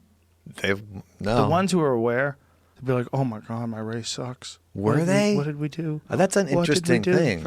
For the record, that was Has on to be. Wikipedia. That could have been organized in maybe the not most truthful way, but Right. that's how it was placed. Right. There's an album. I didn't know any of that, man. That's interesting. I didn't know he was that young, too. Yeah. But it's kind of funny, man. It's just weird that just a few years ago, Jimmy Kimmel, didn't he do Karl Malone? Didn't he do an impression of Karl Malone? That was okay. Interesting how. What do you think about going back and canceling? Well, it's hard. It's because like the context of the time is different. When Jimmy Fallon was playing Chris Rock, I know you think it's offensive, but it wasn't universally considered offensive to pretend to be someone of a different race. It wasn't like automatically thought of as you're trying to be racist if you pretend you're pretending you're Chris Rock. If you can do a Chris Rock impression and you put makeup on your face that makes you look like an African American, it wasn't necessarily racist because you were pretending to be an actual human being. Right. It used to be different. Like we thought of it differently. Now it's like universally thought across the board. If you're a white person, you can't put black makeup on. Everyone's agreed to that. This is the new elevated standard. And we all agree to it, right? And if you did it now, that would that's be... different. Right. If you did it now, it's different. If you decided now, you're like, fuck you, your rules, man. I'm fucking crazy. Yeah. You know, that's really what's going on. And back then, it wasn't a problem. People thought it was funny. Like, oh my God, that's Jimmy Fallon pretending to be Chris Rock. Yeah. Like you could do it. You could pretend to be Mr. T when I was in high school. Like when I was in high school, you could put makeup on your face, have gold chains around your neck, and you could pretend to be Mr. T. Did you ever do blackface just in the 80s? I happen to not either. I got lucky. Yeah, but you're right. Like it wasn't thought of as, you didn't think, oh, I'm doing something bad. No, you didn't. I don't think they thought that. And it's like, where does that end? Like, like what can you not pretend to be? Like, as long as you, like, isn't intent what's really important? I absolutely think it is important. I mean, I think intent is what's important. It should be. When things become taboo and superpowered, they become very dangerous. It's just weird because then people are so scared of saying it that they want to say it more. And then the races have a more powerful weapon too. Mm-hmm. Yeah, it's and we don't have to let go new ones. You know, we've already lost certain words that we can never say again, even in jest, because they're so offensive that even uttering them is like an incantation for an ass kicking. Yeah. You can call people to beat your ass. Yeah. Right? I mean, that's really what it's good like. to have that option. But the real problem is intent. Intent is like words are supposed to just be noises you make that let other people know what you're thinking. That's all it's supposed to be. And when a word becomes like a super powerful word, or a deed becomes a super powerful deed, like a thing like that doesn't really hurt anybody, like blackface. Yeah. Like when you decide, if you decided to be Mike Tyson for Halloween and you're an Italian guy, and you know, and you had a fucking fake tattoo put on my fucking face, so fucking, you know, like world champ, people would only think it's funny, you know, if that's your intent, especially if you're an actual Mike Tyson fan. Mm-hmm. It's just weird that it's because of their origins. It's because of Al Jolson. Al Jolson and his shitty movies are the whole reason. Movies. I mean, how many blackface people were there back then? Was it that big of a deal? I know there's an album cover with Judy Garland in blackface. She was in blackface? Mm-hmm. No. On an album cover. Oh my God. See, but like if there was none of that, if it was just, if it never existed, if just black people did their music and they were just recognized as being musicians, and there was never like a white guy who tried to pretend he's black and do it and steal their thunder, if that never existed at all, you think it wouldn't be a problem? I don't think it would be a problem. I'm not sure. For the record, it didn't start with Al Jolson. That was just the first time it was captured on film. So that's the last record. That's like the only thing we have to look at. Oh, so how long it had been going on? Since the 1830s. Oh my God. So, dude, while slavery was still legal, white people were pretending to be black people on stage and singing shitty songs. It's just like they're not even trying to look like black people, though, which is weird. They came up with a caricature cartoon. Yeah, look at like that. Oh my God. Yeah. W.M.H. West's Big Minstrel Jubilee. Now, me, as a person, just as a human being, I understand the context of what would be offensive about this and where we are today in 2020 and the progress we're making and all that stuff. I just got to tell you, for me as a person, that is fascinating. I am fascinated by this as just the evolution of an animal, of a human being, of a culture where we're seeing the people from that day. What year is this? Like, that picture was from 1900, I think. Okay, so 1900. So 120 years ago, the evolution of that version of a human being to our version of a human being. Yeah. Like, we're very different from people that lived 120 years ago. And this is a great example of how different we are. When you see stuff from that time, it's like I understand how it's offensive to people. I get it. I understand. It should be offensive. It should be offensive that people were treated that way. It should be. However, just as someone who's like watching, like if you were watching a bird and it exhibited really weird behavior a long time ago, then it stopped doing it, he'd be freaked out. Like, wow, what happened? Why'd they stop doing this? Like, how did they evolve? How are they different from the way they were back then? If you could fucking have a time machine and go back and watch a minstrel show, a live minstrel show, you and me, we get high as fuck. We time and travel. We get in that time machine. Could you imagine sitting there watching that crazy nonsense? Like a white guy with like black paint all over his face and big exaggerated lips, and he's got white gloves, singing these terrible songs. Yeah, it's weird that those things happen, but that would actually be a fascinating Oculus Rift game. Like wait a minute, what? Yeah. If you could put a game on, like one of those Oculus Rift things, if you could put a helmet on and it would just transport you back in time, not just to this place, but like to Egypt. How about that? How about you're in ancient Egypt in like 2000 BC with Cleopatra? Yeah. Actually, she lived in like the ADs. 10,000 AD? She lived in the ADs. Cleopatra is I think I'm not wrong. a good example. I went to those festivals. What do you call those? Renaissance festivals? Yeah, those are great. And they were having this big, like, hear ye show. And the guy's on stage, and there's people, all dressed up watching. And I wanted so bad to go up in my now clothes from backstage. I could have got backstage, be like, everybody, I'm from the future. And they'd have to continue to pretend they're from the olden times and be like, in the future, people make fun of you and they do these festivals and they're a bunch of nerds who act like you. And they would have to continue like, oh, well, you're from the future, sir. They couldn't break character. Anyway, I was too scared to do it. Do you think they'll ever have a millennial festival like they have a Renaissance festival? Like people will come back. That is so funny. A millennial festival. Everyone's just on their phone being a dick. I'm an activist. Yeah. Look at all the hashtags I use. Yeah, everyone. You know what? I think some version of that will happen.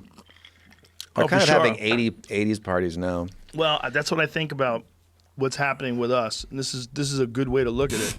Like we're talking about these ripples and waves and ups and downs, and we're experiencing a big, crazy shift. All that, though, I think on the other end comes out better. I think it comes out better for everybody. I really do. I think all this horrible shit that's happening to us right now as a culture needs to happen so we can be nicer to each other. It's totally possible. That would be great.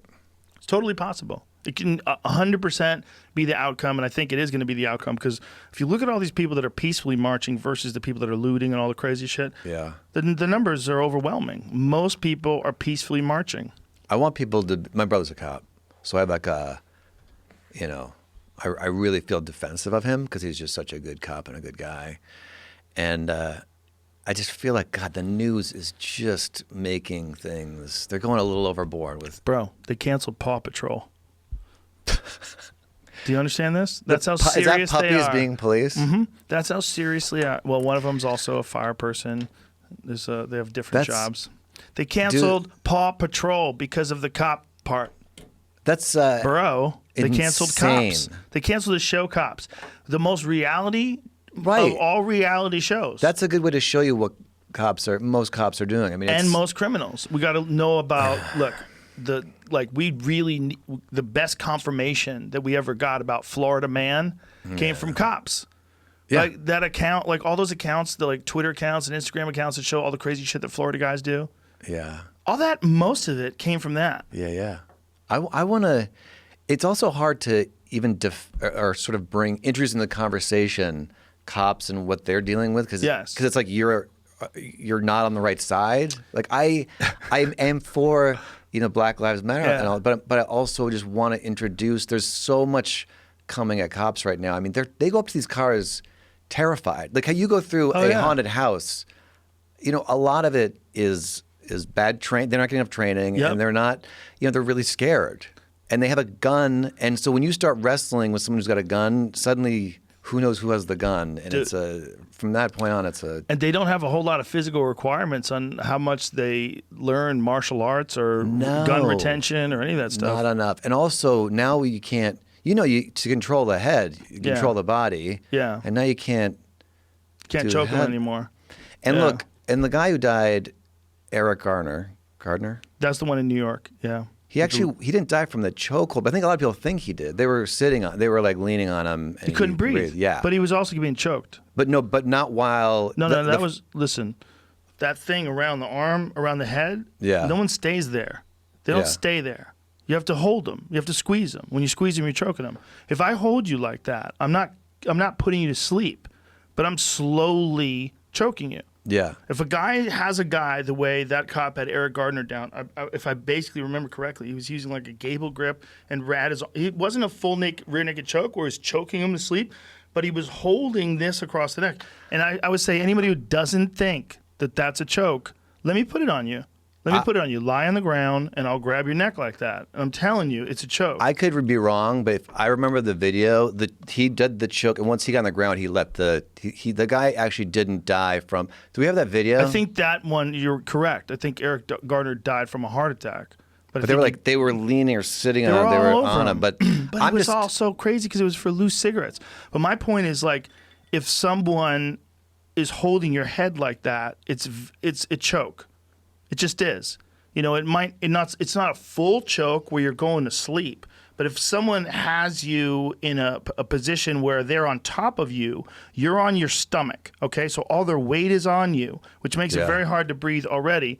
Yeah, that guy's wrapping his arm no, I'm right saying around that dude's neck. He's on the ground. But his left arm in that one is not totally under the neck. So that one is. See how that is? Yeah, See, that is a choke. But see how look at his hands. See how his hands are gripped together? Let me show you what I'm doing right here. Look at this. See this? Yeah. This is 100% a choke. Yeah. 100%. There's no ifs, ands, or buts about it. That's a fucking choke. And anybody who doesn't think that, let me put it on you. That's a choke. That's under the neck. That's worse than I thought it was. That is a 100% choke. I could be wrong, but if you go forward in the video, I don't think the choke that he's doing on him, and I understand what you're saying. Like, he didn't do it for very long. But here's the thing: he shouldn't have done it at all, man. That's the thing. If that is what caused him to die, and we don't know if that was, or if it was the people on top of him, or was the stress of the event, or it was a combination of all those things. But that had to play a factor. That choking that dude, and why? Over loose cigarettes. That's the most important part of that story. Look, I'm not. It's crazy. I'm not in defense of this situation. I was just making the point that, like, sometimes if you take away from a cop the ability to, I mean, and also they're not even gonna. If you got a gun and someone is going after you, you have to assume they might kill you, and you have to do anything you can in that situation. Now, that situation is not a good example. I was just making the point that he actually didn't die from that. That he died from when they were like leaning on him and sitting on him. But we don't know that, though. Here's the thing, man. The way he's on that guy's neck, that guy's big. Look at the guy who's doing that. Go back to that real quick for a second. The guy who's doing that choke has some big-ass fucking arms, dude. He's got some big fucking strong. Look at that guy's arm. That's a strong motherfucker, man. All those muscles around where his elbows, that guy will choke the shit out of you. Look at his shoulders. Look at his triceps. I am telling you, if that guy is trained in something, and it seems like he is, I guarantee you he's strong as fuck. That is a rough thing to go through, my friend. I'm telling you. So I don't deny it. You can't say, if you're seeing that, you're definitely seeing that. You're looking right at it. You can't say that's not what killed him. Because if that guy's holding on, we don't know how long. I don't know how long he's holding on for. But I think he's alive after this. Maybe he had a heart attack because of that. That's possible. Because this dude is on him like a pit bull, and for what? Loose cigarettes. Yeah, it's fucking crazy. It's the craziest story. I want to make it clear I'm not pro this story. My point is that... No, I know you're not. Yeah, this... But we forget what things really looked like. I do it all the time. I need to look at it again. I go, oh, I didn't know it was like that. Yeah, I just know if you're in a situation where... What's up, Jamie? The Paw Patrol thing, I was going to say. Did they bring it back? It's a troll. Oh, those motherfuckers got me! No! What happened? They got me. Paw Patrol was a troll. Well, they weren't really canceling Paw Patrol. Yeah, I caught they got me. You got me, you fucks. But here's the thing, man. The cops was real. Canceled. But in my eyes, there's something about cops that was always mocking these poor fucks that are getting arrested. Yeah. Even the theme song, bad boys, what you gonna do? What you gonna do when they come for you? They made it funny. They made it funny to watch these cops pull over these bumbling rednecks with those fucking red plastic cups, and they're beating each other up. Yeah, it's a great show. It was a crazy show.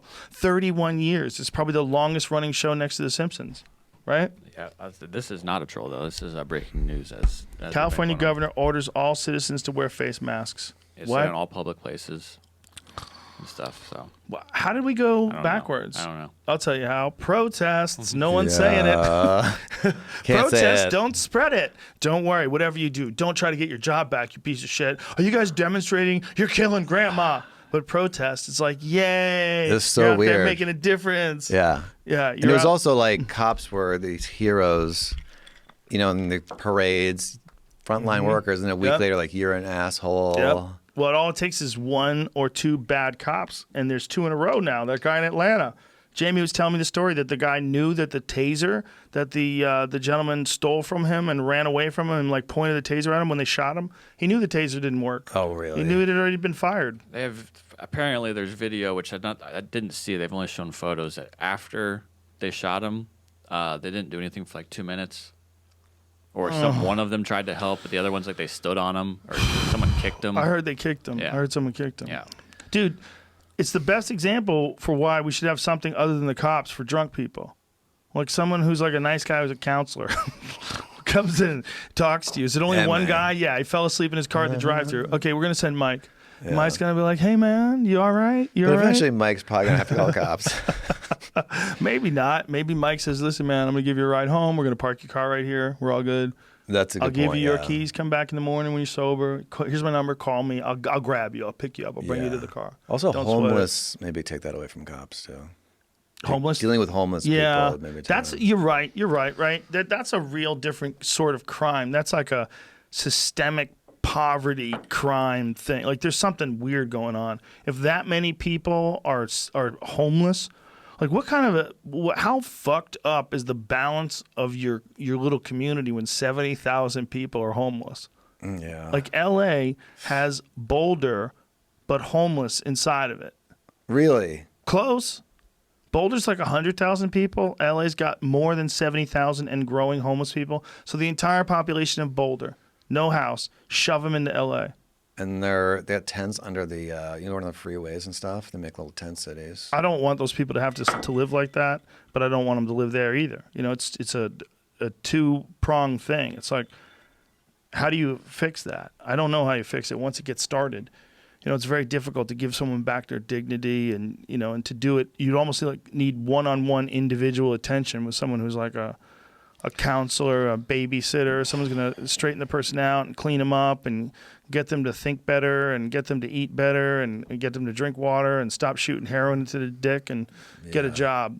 And You should never shoot in your dick. That's what happened to Harvey Weinstein. That's what I heard. That's why he got a mushroom penis. He's shooting things in his penis. I unfortunately Googled that disease, and you don't want to do it. I don't even want to say what it's called, but it's a type of gangrene that diabetic men get if they get an infection in their when they get an infection, they get this horrible gangrene. And there's some fucking images on. There's some things that Google will censor. Okay. But not gangrene rotten penis. dicks. Rotten dicks. It's open season. Top of the search. What about? What is it called? What's the type of gangrene called? Everyone should know about it, but no one should go look it up. I looked it up. Don't listen to me. Do whatever you want to do. You just need to know it's a real thing. And that then someone texted me, might have been Metzger. Someone texted me that they heard it was because Harvey was shooting coke into his dick. Yeah, that's what I heard. So it's probably Metzger, and he probably heard it from you. There's like a circle of lies. Fournier's or Fourniers. It's a last name. I think it's capitalized. So I don't know if it's So French. Fournier's gangrene, and it's gangrene of the dick, and you have been warned. And it didn't slow him down, which You want is to see a photo? I kept one on my phone. absolutely. I kept one on my phone because I was so confused. Well, you need to be pretty He close had to to a get something gangrene injected penis. by his assistants to to get his heart up. Yeah.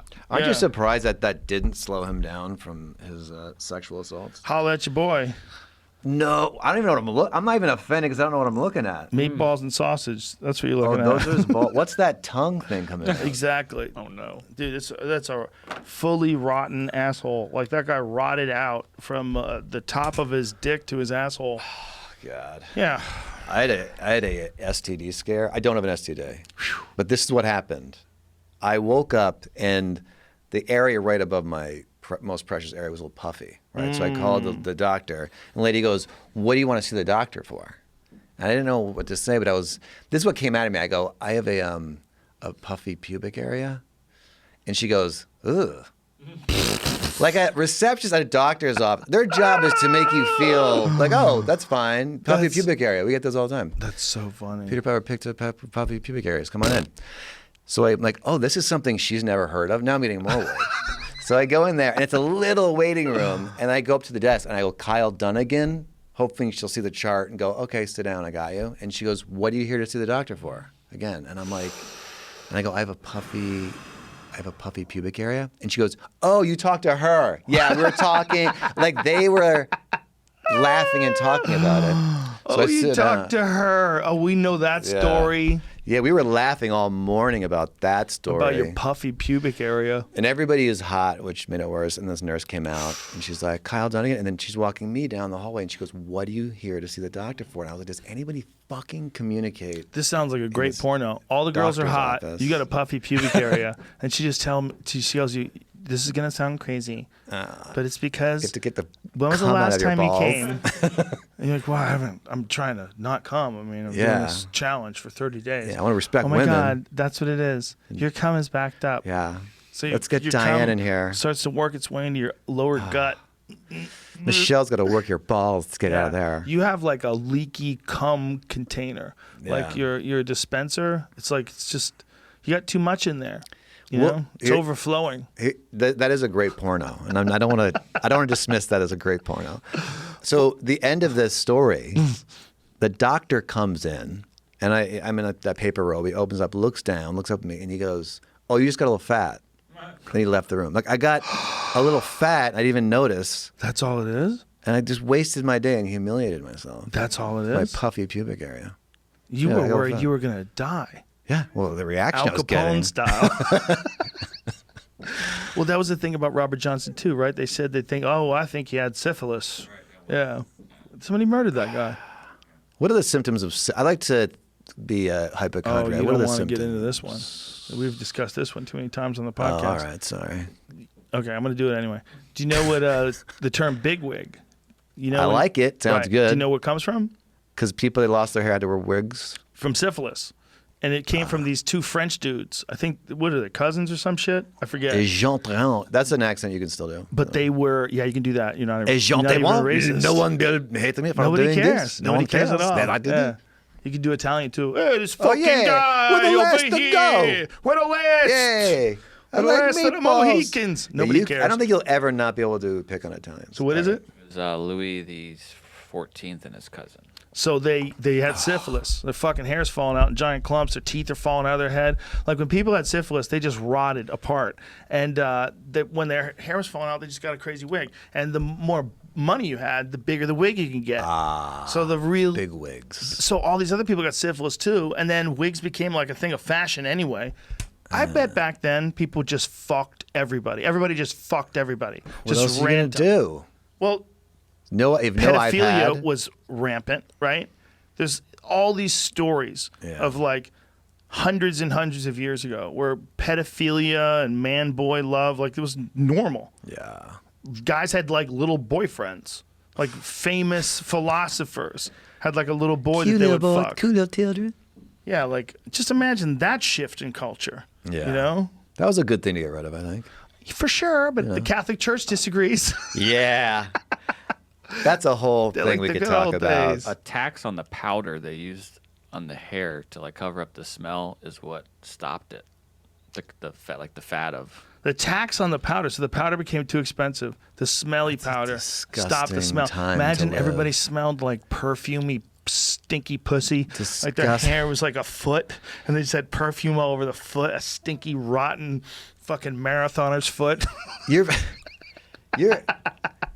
better off being a very poor person. I don't know if this is entirely true, but I would rather be someone who's just got a studio apartment who makes 40 grand, whatever, 100%. like, than be a king back then. You would be a king if you imagine if you could just tell these people, if you're like you were in like ancient Europe and you were like, I'm gonna show you how I live. Oh, and you got you'd in the be shower, you turned it on, like, oh my god, now I'm gonna watch TV. Yeah. Oh look, they're pumping his fucking wig with powder. The guy's really leaning into it. So these dudes would all like lose not just their hair, but their teeth would fall out. They would get holes in their face, and there's all these pictures. Oh, there's Lindsay Fitzharris. Yeah, that's our clip talking about before. Yeah, we can show our own clip. See that image of that dude's head?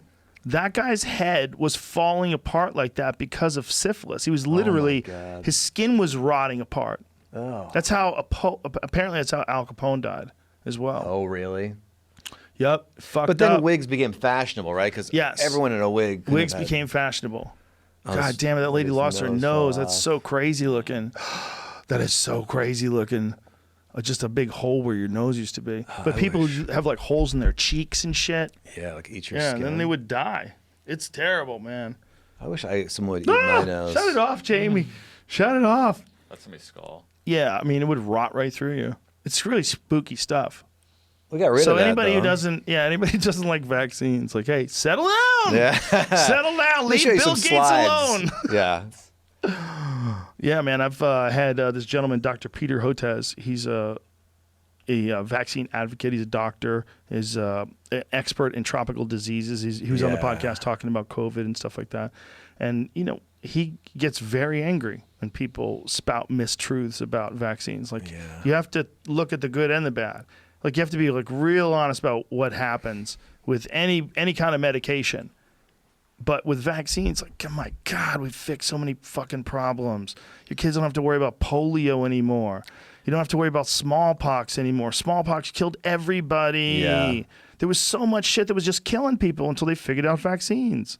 It's just people who aren't aware of that history, or they don't really they didn't really sink in. No, they're fucking they're rightfully distrustful of a corrupt government. That's why. So they hear about vaccines, like, it's fucking Bill Gates trying to put a microchip in me. What is that idea about Bill Gates? I mean, that to me, I can't even figure out. He's spent so much of his money Something happened, helping people. Something happened. Bill Gates became a bad guy. He spent so much of his money. Not enough, Bill. You fuck. I mean, would you do that? You got $60 billion. You give him away $50 billion. I think it's good, even if he gives his kids money. It's good he's not telling them that he's giving them any money. Dude, the It's moment smart. I hit 50 billion, I'm gonna live like I'm in a Jay-Z video. I'm just gonna get a giant yacht, and I'm gonna have gold underwear, and I'm gonna have a bottle of Dom in each hand, like that song "Big Pimpin'." Yeah. You're waiting for 50 billion? Yeah, that's the number. I That's think the $1 number billion where- you're good. No, because you have to have goods, land. You have to have a lot of things planned out. These fucking crooks out there are not playing. Is that the number, 50 billion, when you can relax? I don't know what a number is when you can relax, but at that number, I'd say yes. I think it's... But even then, those fucking dudes always feel like they need more. That's it. there Big you Pimpin'. are. There you are. When all those other dudes There you are. got yachts, Jay-Z got a fucking cruise ship. I forgot that there was someone walking around with the Dom P. Come on, man. This is what I'm talking about. That would be me. Stay down. Just dancing all day. But here's the thing, man. The real thing. This is appealing because you can't have it. And the only time that feels good is when you do other shit that's hard. If you're just doing that every day, I swear to God, you won't be happy. Yeah. And it sounds fucked up, but you got to trust me. Human beings need puzzles. We need to solve things. We need games to win. We need things to do. We need books to write. We need things to accomplish. We need goals that we set. We got to achieve them. If you don't do that, you're not going to be happy. And it's a big problem with people today. And if every day was like Big Pimpin', you would get bored. Big Pimpin's for the weekends. When you bust your ass Monday through Friday and you fucking put the pedal to the metal. Right. And then, you know. I mean, you look at rich kids that are disasters. It's really not... It's terrible. I think you'd be really sad just given a huge house. You just would be sitting in this big house by yourself. Yeah, you don't want a huge house, man. Not if you're one dude in particular. Like if you're Batman, You're living in one giant castle by yourself. That's Well, just. if you're Batman, Come on, man. You can't be. You're so moody. got Robin. I wonder why you're so moody. yeah. Yeah, but I didn't even think he hangs out with Robin. I think he, Him and Robin are cool. They I call. don't know about that. They I think Zoom. He's like, I might have to keep rescuing this fucking guy. Oh this yeah, Robin. he does have to sort of carry. Always the gonna weight save there. him. He never pulls his own fucking weight. This Robin. Do you remember the Batman movie with the with Alicia Silverstone? That was maybe the which worst one was movie that? ever. Batman and Robin it was called. I auditioned for that movie. Oh, that's the gentleman who's on that LL Cool J cop show, I don't know that. right? He's- Schwarzenegger was in it. Yeah, but I will freeze you, guy. right. Really bad but lines. that guy was Robin. Oh, He was Robin. What's yeah, his what's name? his name? Chris O'Donnell. Chris O'Donnell. And he's on that cop show with LL Cool J. Oh, I missed that one. Who That's to this canceled. day, going back to Cali, is in my fucking playlist. Hey, When I'm working out, I like that song. I Her go- bikini, small, Yeah. heels, tall. She said she likes the ocean. That's a That fucking gets you great pumped. song, man. It's a great workout song. I put Yeah. on Rocky music, so I know. Oh, you're hardcore. Yeah, I go right. Too much to it. trumpet for me. It's a lot of trumpets. It's too needy. I get really pumped up when I hear a trumpet, though. Yeah. Well, if you were running and Rocky came on, yeah, I would see it though. But like in the regular world, you don't want to listen to it. What were Rocky we is talking like about? I that song. forgot. Like I think we were talking about something, and then we got onto our workout music, and I'm fucking ripped. Did we get into People know something it. important? Yeah, It's not really possible. I had Partying on the weekend. Dude, I'm like, so glad to do this celebrating podcast with you. I've been having all these Dude, serious podcasts thank you lately. for having me. I can't. Yesterday was handle my it. friend Brett Weinstein. He's an evolutionary biologist and one of the smartest fucking people I've ever met. So Yeah. it goes from him to this goofy conversation. It's awesome. Well, that's what I feel. Like bad people listening hear so many smart people, and Yeah, but they want funny people too. not that man. I'm an idiot, but I'm You're definitely clearly not an idiot. misinformed. And And also, People- we've been smoking, which is yes, I don't approve of this. people like fun. Yeah, we have fun. We're Americans, goddammit, Kyle God damn Dunnigan. it, that's right. And I bought a surfboard that came today, and I'm going Oh surfing. shit, you're going surfing? Can I surf? No. You should get a lesson. Don't die. I I'll be like right. you. You can't I die. really want you to survive. You can't die You surfing. definitely can die No, surfing. no. You definitely can die. You've never surfed. You're right. Sir. You're right. But I do know people who have told me they almost died surfing. How did they die, sir? Almost They die got hit surfing? with the fucking wave and brought under, and they didn't think they were going to get back up. Dude, come on, man. Wow. You think I'd knock out from a surfboard? Come on. You know what the scariest thing I ever heard anybody talk about with the ocean was not just that this guy died in San Diego. They were all training for like a triathlon, and he got bit in half by a shark, like in front of everybody. So they're all full on half. full on great white just takes him and fucking rips him in half in front of everybody. And you're awake. And you're in the water, and you are hundreds of yards from the shore. And the guy next to you just exploded with a sea monster, just jumped out and ripped him in half. And you know blood fuels shark frenzies. Yeah. And you go real slow. You can't really even swim fast. At your fastest, you're fucked. And Yeah. you're trying to maintain a certain pace because you don't want to run out of gas. Yeah. Right? You don't want to be and you're exhausted. You don't want to splash around either, Oh like a wounded my seal. God. Well, my friend Peter Attia, he swam those waters shortly afterwards because he's preparing for some crazy Hawaiian swim. Yeah. Where he swam from like Maui to the Big Island. What was the distance he swam? Something really insane. He swam from Maui to the Big Island, and I think he might have swam to Lanai as well. He tried to do it all in one day. So he's in these shark-infested waters, just tiger sharks all around Hawaii, and they're real aggressive. That's where he's going to go swim after he's training for swimming, right where the guy got bit in half by a shark like a week ago. Like, why would he do that? I don't know, man. I don't know. People are different. Anyway, People are different. you should come surfing with me, dude. I'm scared. Are you scared of sharks? 100%. Yeah, because you are potential prey when you get in the water. Yeah, I'm a pussy. I'm not into getting eaten by a shark. I just don't think you have many options for survival if one tries to get you. And I think know you it's a very underestimate small. my speed. I know you're fast. I'm very quick, especially underwater. I think a seal's going to sell you out and push you towards a shark. That's what I'm worried You about. should probably surf with a seal, just tied to you so Just it would fucking get the throw him in the seal. water. We'll just Right. get the seal first. Yeah, it'll be like, oh, he loves seals. Like, this is Kyle, and this is his buddy, the seal. Really, the seal's just there. It's a fucking shark! Boom! Yeah. And they catch you. TMZ catches you kicking the seal into the water. TMZ. And the shark snatches it up. Does TMZ get you? Do they get me? You know, paparazzi, and do they ever? I've talked to the TMZ. Most of the TMZ guys, a lot of them were comics. So you'd run into them at the airport. Yeah. And they were usually pretty cool. Yeah. Good guys. They're just doing a job, you know? It's just a weird look. It's weird to not be famous and to see famous people and go, why can't I film them? It's right there. Yeah, they have a great life. It's right there. I want to film them. It seems right. like, but the TMZ people, in all honesty, they've always been pretty respectful. If you tell them, you know, I'm too exhausted, I can't answer this complicated question after I just flew all night, you know? Yeah.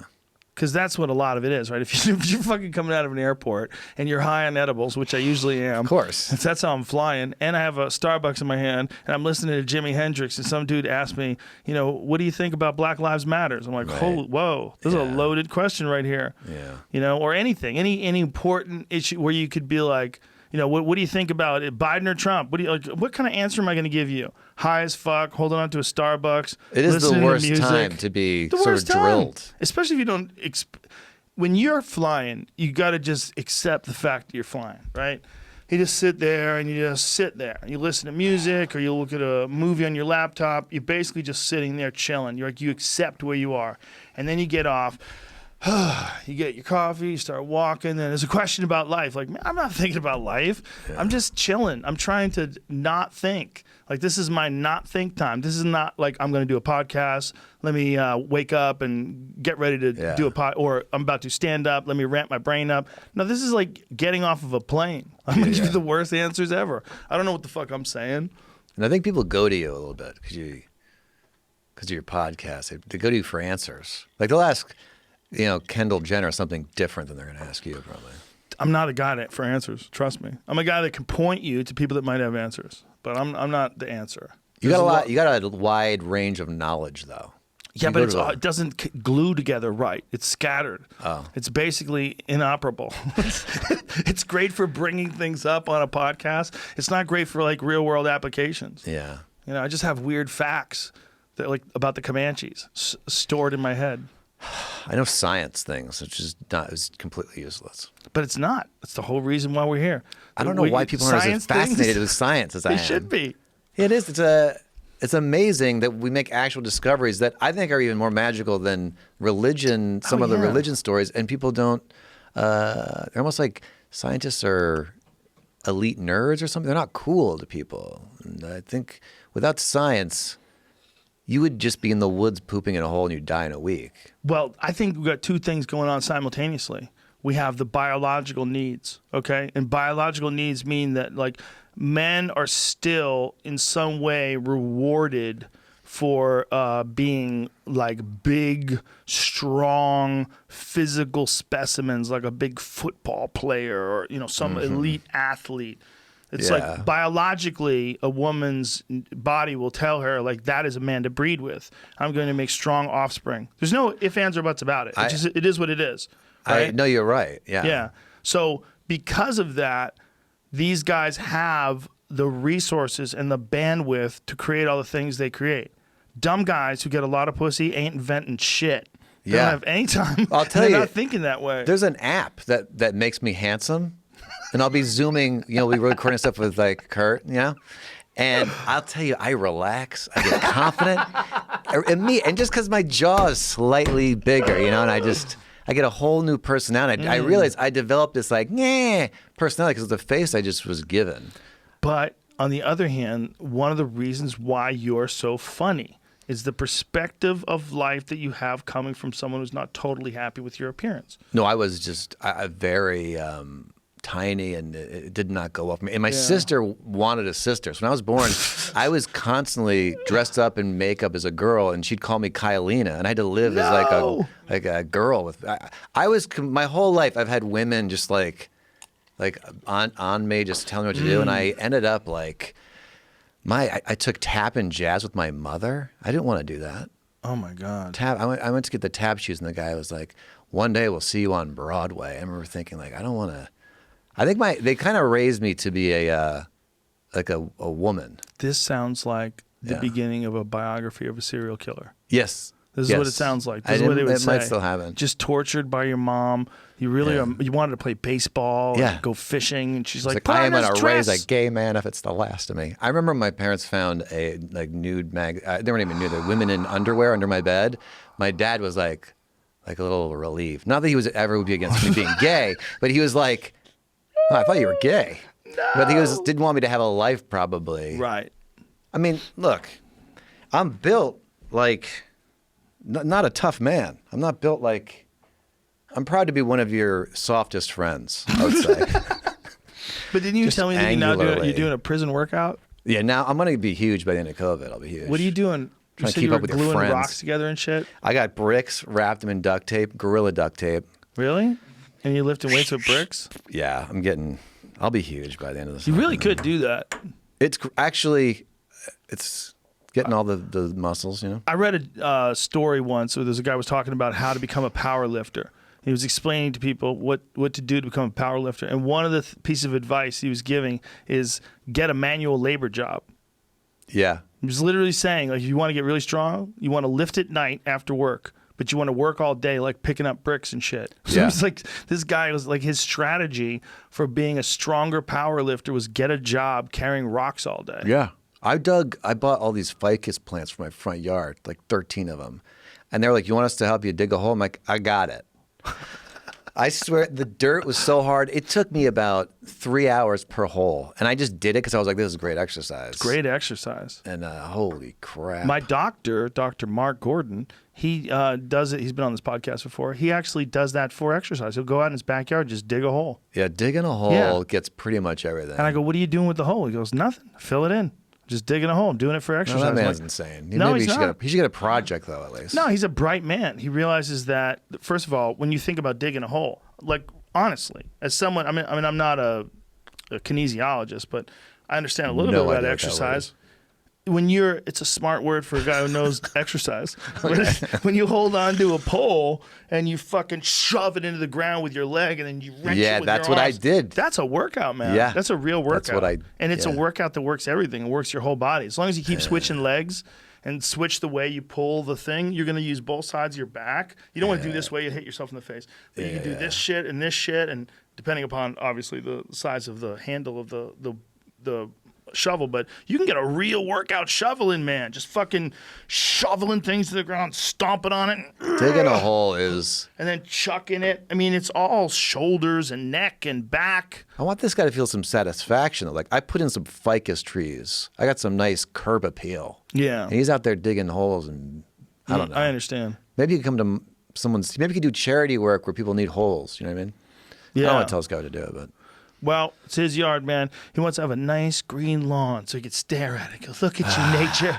Look what I've done. I've conquered you. You have bent to the will of my visual pleasure. I'll tell you what I did. I got some quotes on turf, fake grass. Oh, that stuff's How do you feel terrible. about that? I hate that stuff. It looks I looked good at a now. house once that had that. The whole side yard was all turf. It was a beautiful house. But too. was it the good turf? Or it was it really good turf? It you was could really tell, good. though. Well, you only could tell because they told you. I mean, once you got on it, you could tell. But it's still beautiful. But I don't like it because I'd rather have like a bunch of patches of dirt and some grass. And I want the fucking earth there. I don't want a plastic toupee that pretends to be plants. Okay, I could see that. Get the fuck out of here, plastic toupee that pretends to be plants. I want grass. If you saw or my dirt. lawn is all Fuck weeds. your lawn, bro. No, dude, don't talk about my lawn like that. I'll fucking cut you. Yeah, there's would you want to do your lawn in the fake grass? I'm getting a quote. If it's a good price, I'm gonna do it because I tried to do grass and it's been a nightmare. I can't get these weeds to get out of my face. Don't be a pussy. Look, one dude in my neighborhood has fake grass, and I swear to God, when I take my dog, he's a nice fellow, I'm sure. No harm against him. He's just got a house with fake grass in the front. My dog pisses on it every time. Yeah, dogs he's hate like, fake "What grass. is this?" He Yeah. just pisses on Trash. it. He steps in it, and like you can see, he looks down his feet and goes, "What the fuck is this? Yeah. This isn't even grass." He pisses on it every time he walks by it. That I have thing a must dog. smell Actually, terrible. yeah. How do I get the dog crap out of it? You can't get the dog crap out. It stays forever, and then it becomes a new thing. Oh, forget it. I hate my Becomes life. a new bacteria. It leaps hosts. I'll be patient zero for the next COVID COVID-20. I mean, I'm sure they make it where you can't tell, but it's not. Nothing's growing through that, man. You're covering over the. I wish I had a earth. picture of my lawn, and I think you'd feel differently. No, It's I a wouldn't. disaster. I don't give a fuck. I don't think you care at all. I think you care about my lawn. No, I'd be like, put some time into it or don't.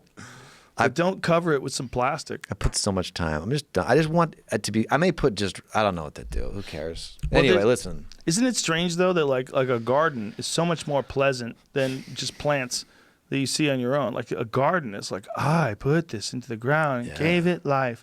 Look at my tomato plants. Yeah, you could eat your. Yeah. That's cool. Have you ever had a salad from your own yard? No. It's weirdly satisfying, man. Weirdly satisfying. Had an orange from a tree. That's great too. Yeah, an orange from your own tree. That's awesome. No, it was none of my neighbors. But there's something about like if you can grow the lettuce, grow the tomatoes, grow some bell peppers and some onions, grow all that stuff, mix it together with a little balsamic vinaigrette, grow the carrots, chop them up, put them in the salad, and then you're eating that salad. You're like, holy shit, I grew this thing. This is crazy. Do you know I used to think baby carrots were baby carrots. What are they? They're carrots. They just made small. They're just really little. They pull them No, out they quick? just got actual carrots and they shaved them small. Oh, there's no baby carrots? I think might be that's just people wrong. that I may be trolled. That's think people that are assholes. They're telling you it's a baby carrot. It's an old grandpa carrot.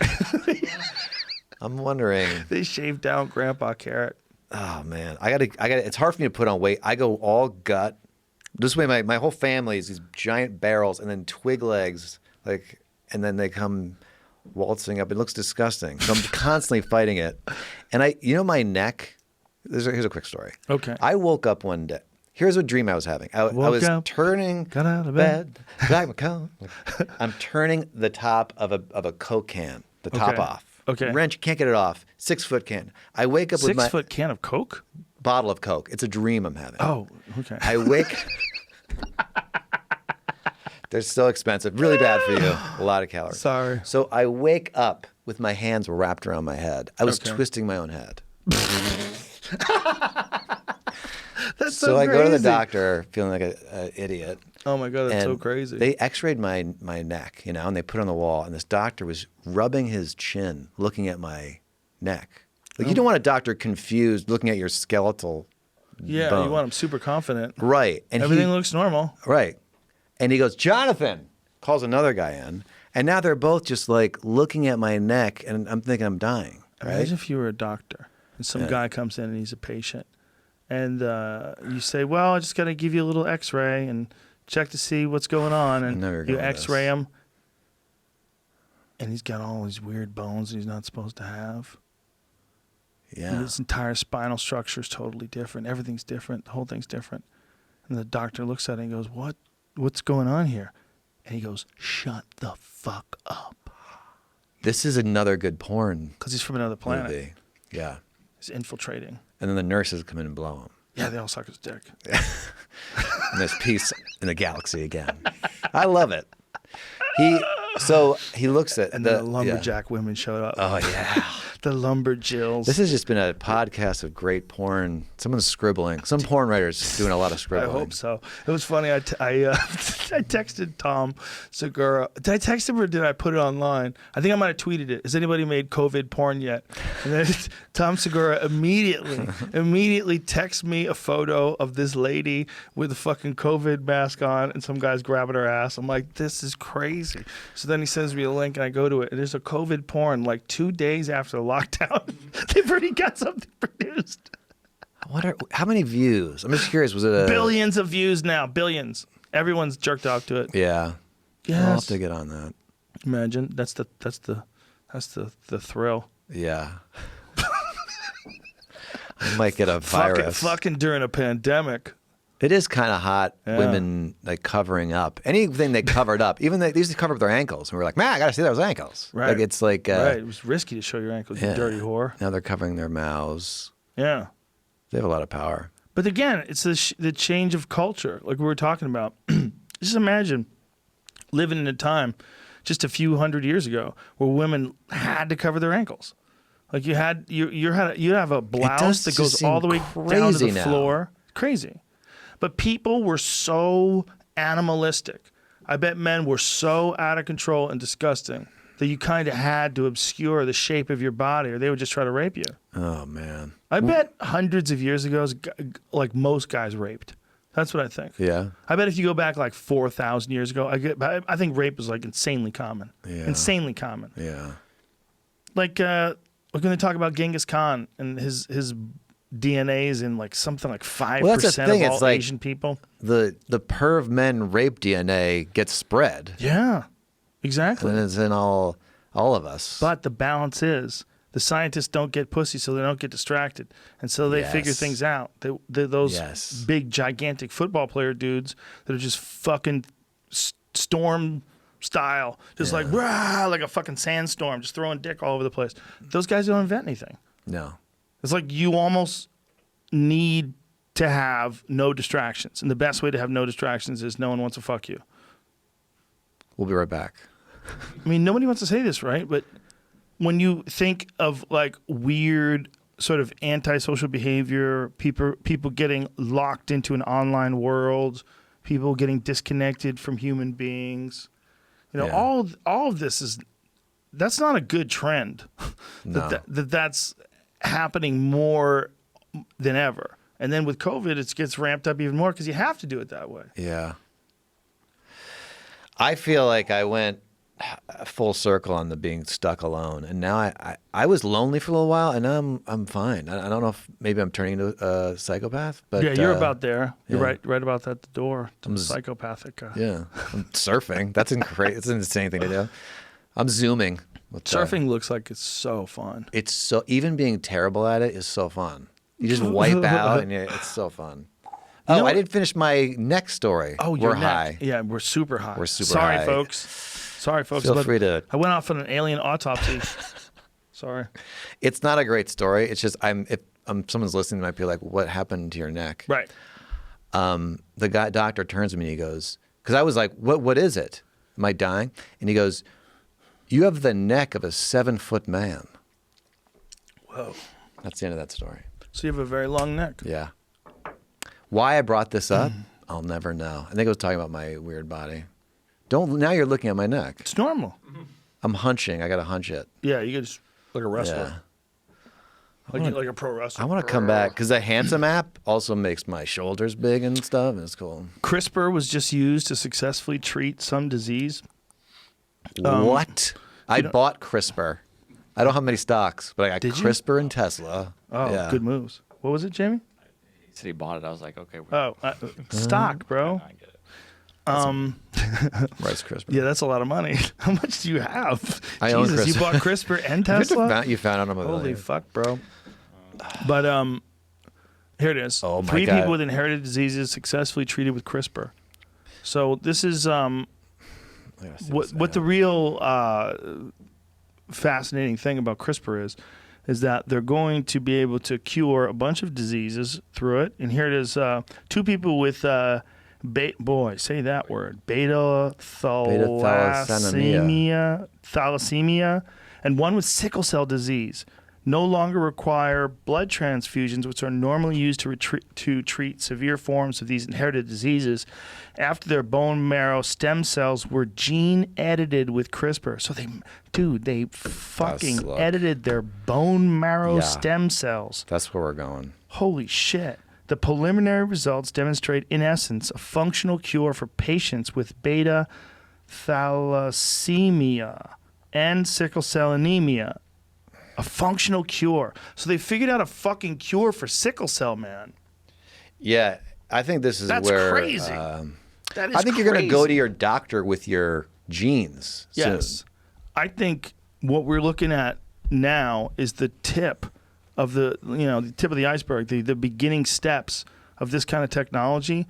They're going to be able to edit people. They're going to be able to make you the Rock. You're going to look like the Rock. Can they shrink my neck? They're going to shrink your... No, they're going to give you a body to match your neck. The I'll be Rock. 7 feet tall, yeah. Yeah, you have to be the Rock. I saw the Rock years ago. He was at my gym at Gold's. We're going like 2001, like early young Rock, before guy got a stack of hamburgers, probably 12 hamburgers you just ate. He's enormous. You don't realize how enormous it is until you see him in real life. You're like, oh, criminy. Yeah. But in the future, like that's an anomaly to be that big, like as big as he is and handsome and so charismatic. But all those things are it's an anomaly for them all to be together. But what if you could just edit someone's genes and turn them into a specimen like The Rock?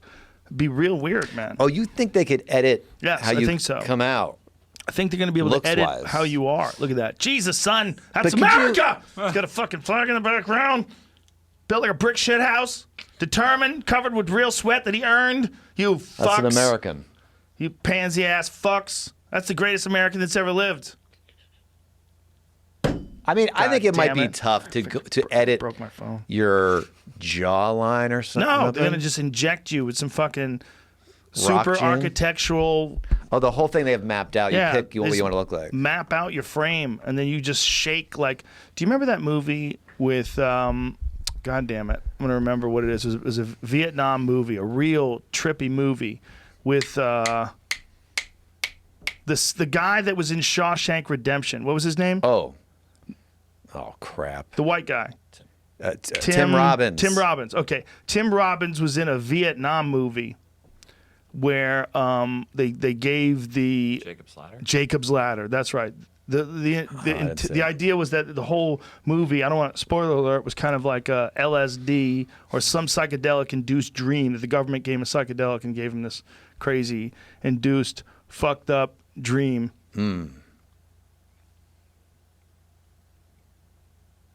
But that's how you would go. So they would put you in some fucking cocoon and you'd shake like this LSD people in Jacob's Ladder, like, and then boom, you'd come out The Rock. That's what's going to happen. There's going to be no exceptional people. There's going to be no people that are any different. Everyone is going to be perfect. But then it's going to be like living in that Jay-Z video every day. Everyone's going to get bored. I don't believe that's going to happen. It's going to happen. We're going to fuck it up. We're going to fuck it up like we fucked up the environment and the ocean and birth control. Like we fucked up everything. Like we fucked up everything we've ever done. We're going to fuck it up because we fuck up everything. We fuck up everything and then we figure out what we fucked up and then we try to unfuck it. Right. Well, I'll tell you, this is what's next. There it is, Jacob's Ladder, 1990. And this we will for sure fuck up. Because with the Tesla car and they're solving vision now, they're going to be able to put this in robots. They'll be able to walk around your house 100%. and like make your sandwich. And when you get a robot girlfriend or boyfriend that can make you laugh, has all this information, does you all this. She's nice. What is going to, and then when you want to be alone, she goes into the closet and turns off. What is this going to do with relationships? Well, it depends if you're a bitch or not. Yeah. It's basically the same thing as the other things we're talking about. You can't live in a Jay-Z movie forever. You can't have the fucking hot maid that just sucks your dick anytime you want. You have to have a relationship with an actual human being. Well, now wait a minute. I'm talking about... That's more fun than the robot fuck doll lady. But Joe, you could house. program robot fuck lady to be kind of a bitch sometime. Like you can program it to the point where you don't notice difference. Wouldn't be real. It wouldn't be her decision. You want a human. It's just you're always going to be annoyed with something that's not a human. It's going to be too easy. It's like playing a game of Quake with God mode on, where you can't be killed and you're just running over everything. You get bored. Part of the fun is you can get shot in the head. But it's like a chess app. You go to the higher level. No, it's not real though. You know it's not real until you don't. And then when you don't, it becomes effective again. But while you know it's not real, you're never going to accept it. Well, you know this robot lady will just suck your dick. You're like, suck my dick, robot lady. You can't even get hard. But she's blowing like, no, you asshole. Suck your own cock. She gets a little spicy with you. You don't want that, man. It seems like you want that because you can't have, what that is. Like, but you're talking. You can't have a beautiful woman who's like wearing lingerie, who just does whatever you want. And it's like... But you're still thinking she's going to do what you want. You can program her to be exactly like your last... But then why am I paying for her to just be a regular person? This is bullshit. You could change it. I can just get a regular person. She could be from the South 1 week with blonde hair. Look, you're in a good relationship, but imagine guys who can't get laid. That is where I think we need to remove part of their brain so they believe that robot's real. I'm not against that, actually. And the robot's programmed to make them a better person. Well, the robot is programmed to be almost like a great woman in your life inspires you to be a better version of who you are. I think this is what's going to happen. Yes, we could do that, but they have to be morons. They have to be morons, or the robots have to be way better than they are right now. They have to be like the simulation has to be better than actual reality, so that you initially submit to it. I disagree. Yeah, it's like a Republican tax plan they talk you into. Like, listen, all you have to eventually this is going to work out in your benefit, but right now you got to submit to leaving all of your consciousness in this alternative recreated dimension. Don't worry. Your physical body will be safe and fine. We're going to offer you a 5-minute trial, but here's the pros. You never have to worry about your bills again. Everything is paid for, and you live like a rock star for the rest of your life. And you stay alive the same amount of time. So what are you doing? Do you really want to just fucking struggle and get beat up by the cops and fucking lose your job because of corporate and they're downsizing? They don't give a fuck how much money you put in this fucking company. Would you want to do it the hard way? Or would you want to stay alive the same amount of time, but we just connect you to a machine, and the memories and life that we give you is far more exciting. It's amazing. You're a superhero. You're the king of the world. You're on top of everything. You live like you're Dr. Manhattan. But it's not binary like that. You can have something a little in between. Maybe not. Maybe once they hit the switch, they say, listen, just try it. Just try it. Then you can't they give get you out. a free weekend. They give you a free weekend. They 100%. And they you just would get give everybody. you a free weekend. And everybody gets it. Everybody. You get the first hit free. But I thought Mike liked working at the sawmill. He doesn't anymore. He wants to be Dr. Manhattan. He wants to be one of the Watchmen. Yeah. He wants to be on Mars, just jerking off. That's what he wants to do. Wonder how popular that one would be. Oh yeah, I picked the Mars jerk off package. Do you think we're in a simulation? Are you someone who buys into I'm that? way too stupid to know, but smart people do. Elon does. Again, go back to Elon. He thinks we're in a simulation. Well, okay, so he's smarter than both or of he's us. I should say this way, I don't want to put words in his mouth. I think he's very open to entertaining the idea that we're in a simulation and that it's very possible that we're in a simulation. Yes. But I think it's a factor of what actual life is. That's what I think. What do you mean? I think what we're thinking of us being in a simulation, I think maybe we need to look at it even bigger. Like maybe that's a factor of what life is. That life always has this weird, fucked up theatrical quality. It always feels fake. And it's influenced a certain amount by the way we think. It's not just a physical thing. Just like when people are mad at you, it feels terrible. Like if you said something at work to a guy and you regret it and you got to go there the next day and see him and you got to run into him and you feel bad. Yeah. We feel bad. I feel bad. Like people feel bad when they have bad interactions with each other. We're definitely not individuals that are disconnected from everyone around them. If people around you have bad feelings, you feel bad. There's no getting around that. So there's some shit going on with people. It's way deeper than just like words and looking at each other. There's like energy that's being transferred back and forth between people. It just hasn't been defined yet. Well, I'm definitely a little high. That was really hard for me to follow. But also, they found recently we are pixels. Do you know that? Mm-hmm. The smallest, the Planck length, I think it's called, we're like a triangle. So you literally could make this. You don't touch anything. You know that too. You never actually touch anything. Atoms don't touch. Right. I mean, that's another. There's some things that are disturbing. But if someone touches you, they touch you. Well, that you could say no one ever rapes anybody. It's just like no one ever touches. Well, I guess Imagine. you have to define the word touch. You never actually. Nobody ever beats anybody up. You can't touch each other. No assault is real. Well, now look. No car accidents are real because no one ever touches anybody. I'm still offended you don't care about my lawn, but listen. I do. I just don't want it to be plastic. The point is, they're going to make robots, robot girlfriends, and I don't know which sex. This is a good question for you to answer. Which sex will be more mad? Like the females got these guys who have these robots that are. They're not dating anymore because they love this, or women, or will men be mad because women are totally satisfied with this guy that's like, what happened at work? What?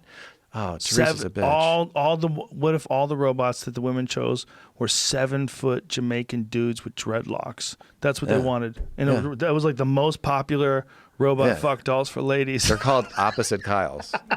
Just giant super athlete, big dong fellas with dreadlocks. Probably. Yeah. Those would sell well. I mean, white guys would be so mad. Everybody would be mad. I mean, a lot of dudes would be upset. You think about how many old people are sad and lonely. Their wife died, their husband died, and then you can give them this Viking dick, this giant Viking dude, dick just huge to blonde bang your man grandmother. with scars on his face. Yeah, his shoulders have dried blood splattered on him, and he just gorilla fucks your grandmother. But he listens good to her too. He gets so hard looking at her too. And he wants to know about her stories. Oh, he gets so hard. When she crochets, he gets hard as a rock. Yeah. It's just, can you imagine? You got your grandmother a fucking Viking robot fuck doll. What a gift. He shows up with like wolf skins around his shoulders and shit. Your grandma here? Yes. Yes, Thor. She's right this way. Just dragging a fucking axe with him as he walks in the house. I think we're 20 years away from this. I'm not. I don't think that's ridiculous. It's not ridiculous because here's the thing, man. If you think about what makes someone attracted to someone, right? If you say, okay, well, a guy would be attracted to a woman who has a great personality and she's fun to be around. She's got a pretty face and a nice body. But that's some evolutionary code. The same reason why a woman is attracted to a big, giant, strong man, like that's good genes. Like there's some evolutionary code. What if they got in there with the CRISPR and just fucking monkey wrenched that shit? And you only sexually attracted to dying people. Like that's it. Oh. Like they could send you to like a cancer ward and you just go on a fuck fest. Yeah. Because that's your thing. And syphilis run. These dudes that live in this cancer ward, they're like dying, you know, but if some hot robot lady that they program, or that some person they just program their genes to be attracted to that. The person thing, though, you'd ruin that person's life. But a robot, yeah, a robot, you'd be But victimless. What if the robot's so good that's really indistinguishable from a person? Then when does the robot have rights? We got to get on this robot. It's very good. Look, man, we can't make that mistake. You know, as human beings, we've already decided that other humans that aren't like us are not equal to us. Yeah. What if we eventually invent a fucking robot that has all the characteristics of us, including it feels pain and has emotions, and we decide that it's not? Oh my God, have we not learned from all of the years of horrors that we've inflicted upon our fellow man? We're going to now do this to these sentient robots? But we got to try to make them. We're not going to stop. I always go to that scene in Ex Machina when that lady just leaves. When she hops in that helicopter, movie. She just leaves and he's open the door. He knows he's gonna suffocate in there. Yeah, he's pounded on that big, thick plexiglass. You know he's never getting out, and she just no emotion walks towards the helicopter. What if this is a simulation and this has happened over and over? Our job is to create the machines that then, like our purpose, we find out is to create the machines. That makes a lot of sense. And this just happens over and over. These little beings that get a little smart, and then they make us again, and then we make another universe. I had a joke that I did a long time ago about the Big Bang Theory. That, like, what if the Big Bang Theory is just, like, what people figure out? Like, they get to a point where it takes, like, 14 billion years. They get to the point where something can invent a button. You press that button, it resets time. And then they're all sitting around staring at it. And one dude with like he's got like autism and he's on Red Bull and no one's ever touched his dick and he's like, fucking I'll press it. Boom. Right, and he presses that button and bang, the whole universe explodes and then contracts and then starts all over again. Yeah. And it's a big bang. And every 14 plus billion years, we figure out how to make a big bang. Yeah. I mean, maybe if you think about what we're doing and what we used to be able to do. Think about when I was talking to you about the Comanches and that pistol. That was a big deal in 1840. Someone figured out how to make a revolver, right? Yeah. That ain't shit now. Yeah. You keep going, like way into the future. Why is a Big Bang button preposterous? I don't think it is. No, and we're clearly missing so much information. Like the Big Bang. Right. I need way more information. Dude, it used to be how small? Right. The whole universe was smaller than the head of a pin? In the gut. And our guts aren't right a lot, but it just doesn't seem. It seems like there's a huge piece. Bro, I put that story right up there with Elisha and the two bears. Oh yeah, same story. Yeah, who the fuck knows what happened? But we know Elisha and the she bears killed the 42 boys. We got some data, at least. The she bears got zero.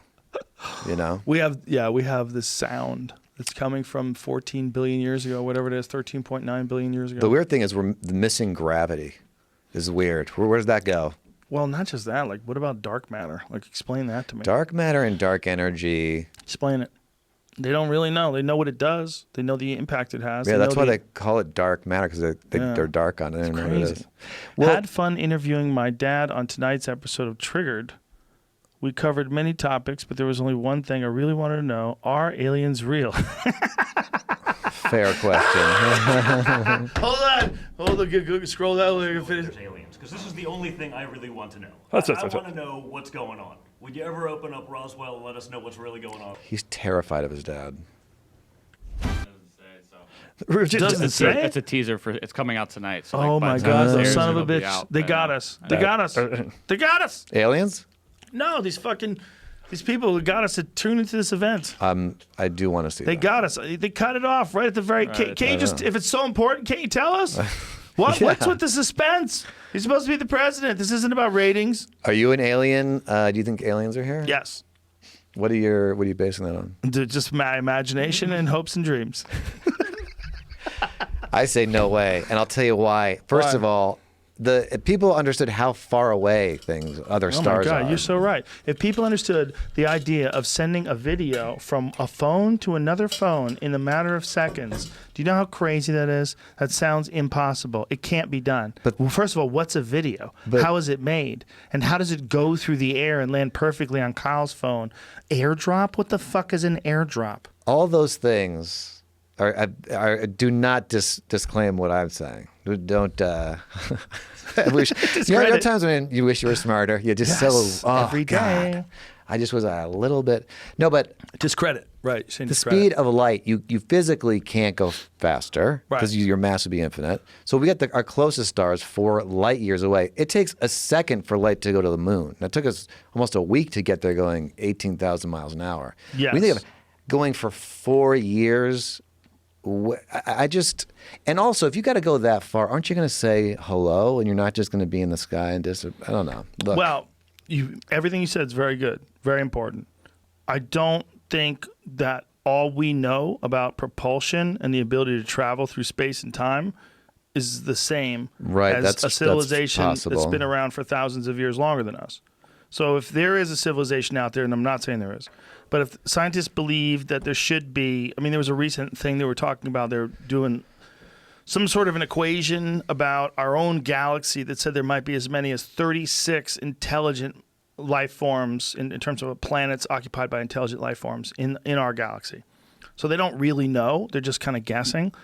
But you got to assume that if it happened once in the right set of circumstances, it could happen again if given enough time and the planet doesn't get blown up. Now, if what we know about people in 2020, we have, like we're talking about sending videos through the air and fucking SpaceX is shooting people into space again, docking at the space station, and there's a lot of crazy shit we're doing that didn't exist at all 100 years ago. So if we went 1,000 years from now, how fucking bonkers would be the inventions?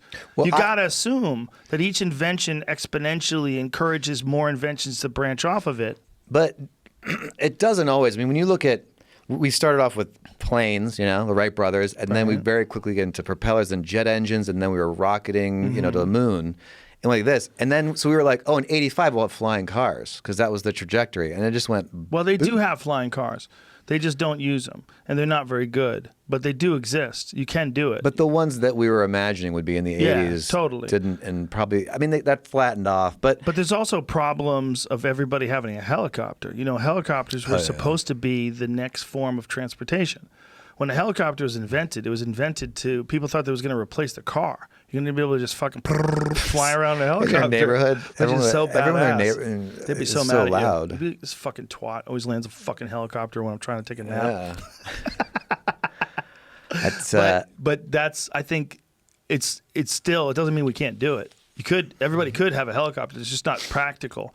People can't afford it. You can't land them everywhere. The sky can't be full of helicopters the way the goddamn road is filled with cars. We'd be dying. We'd be slamming into each other left and right. Like, how would you make clear lanes and paths? Maybe it could be done. Maybe it could be done in the future. Maybe it'll be more, efficient or more energy efficient, or won't, they'll be electric, so it won't fuck up the environment or something. I don't know. Yeah. But they can do it. On the alien thing, I 100% think there's life on other planets. Just they found every star that they've looked at, they've got telescopes have planets around it. They didn't know that until recently. So then you have to multiply how many more chances there are of life, and it's... well, not only that, it would be bizarre if it wasn't. The pictures they have of these planets are dog shit. They're nothing. Yeah. They're nothing. You can see pictures of the moon, and they're awesome pictures. Yeah. But pictures of planets in other galaxies, you get like a speck. Away. You get like a speck, or they recognized by the way the sun wobbles sometimes. Yeah. They find what the star is, and they recognize that there's like a certain kind of a wobble to the image that's coming. So they talk. Pretty cool. Yeah, pretty cool. Yeah, pretty cool. So they figure out that a planet circling it, but there's no like real good photos. Like we have photos of Venus. It's insane, right? Yeah. Like you see like Saturn or Jupiter. Jupiter's photos are amazing, man. They're pull up a photo of Jupiter. I have a telescope. Look at Saturn, man. See, that's a photo that we have. Just imagine if you were floating around near that thing and you could look at it and realize here's this lifeless, massive object that shares a solar system with us. I have a telescope in my lawn. I can see Saturn's rings. Can you really? And I can see Jupiter's moons. Oh, dude, you're one of those guys. It's 845 million miles. Wow. But pull up a Jupiter photo. I remember there was an event that happened. I don't remember what year it was, but a giant asteroid slammed into Jupiter. Oh yeah. And they realized, like, oh, wait a minute, they are way bigger than we thought. Like when that happens, an asteroid slammed into Jupiter, and the explosion was larger than the size of the Earth. Yeah, they have pictures of that. I think that's true. Yeah, they do. I might have made that up. No, you're right. I think. Look at that, man. Like that's the impact. We need that big planet. Look how it changed the color of the stripe. I heard that so crazy. We wouldn't be here without Jupiter because it scoops up a lot of the asteroids. Yeah, apparently it's so massive that it sucks things into it. It said each SL9 nucleus hurled material into space, which left a large scar when it fell onto Jupiter. God, it's so amazing to think that there's these enormous, like Miami-sized rocks just flying through space, and they could just slam into us. And then everything's off. Everything's off. The electricity, the power, the lights, the sun. You can't breathe. If you're anywhere near the impact, you're dead instantly. Yeah. Anywhere near with hundreds of miles, thousands of miles. In the atmosphere, I hear you burn up just from the heat of it coming through the atmosphere. Dude, you're so fucked. You're so triple, double fucked. That volcano that you were talking about earlier, when's that supposed to blow up? Because that'll kill everybody, right? It's a caldera. Super volcano. It's a volcano that they didn't realize was a volcano until they started using satellites, I believe. They just thought that it was like seismically active. Hot springs. Yeah, beautiful. So pretty. Dunk your feet in. And then one day, is that the actual impact? Oh my God, you can see the impact. Look at that. Watch how it hits. And it breaks back it up. Back it up. Watch this. Look at this. Here's how it hits. The gravity breaks it up, I think, before it hits. And so there's like a bunch of little pockmarks. Boom, boom, boom, boom. Look at that. So that explosion apparently was the size of the Earth. What if that wasn't what it was? Find out if that's true. Like maybe it was aliens, bro. Find out if that's true. Was that explosion the size of the Earth? I think we shouldn't check any of what we were saying, just in case. Let's just not check. I don't know if I'm right, but I think it's somewhere in that range. But if that hit us, man, that's a wrap. I think the red dot's about our size, the red storm. And the thing is, man, there's fucking holes all over this planet where it hit. Oh, yeah. Things hit here all the time. There's like no rhyme or reason to it either. It's not like they wouldn't hit us, man. We're like really close to 5G nationwide. They don't give a fuck. Those rocks are flying out of nowhere. And by the way, if you really want to see an end to racism, it'll be when a giant rock is coming from the sky to kill us all. Then you realize how stupid it was to care. That's what's going to happen. Yeah. What were we all trying to feel different? Racism, sexism, any kind of discrimination, homophobia, all of it's going to seem so stupid when you see a rock flying out of the sky. You're like, my God, I've been so distracted. Yeah. I don't know if they can even knock those things out. That was a little exaggeration. It says one group of astronomers estimated the object to be 16.5 to 65 feet across. Oh, same size. Roughly. Yeah.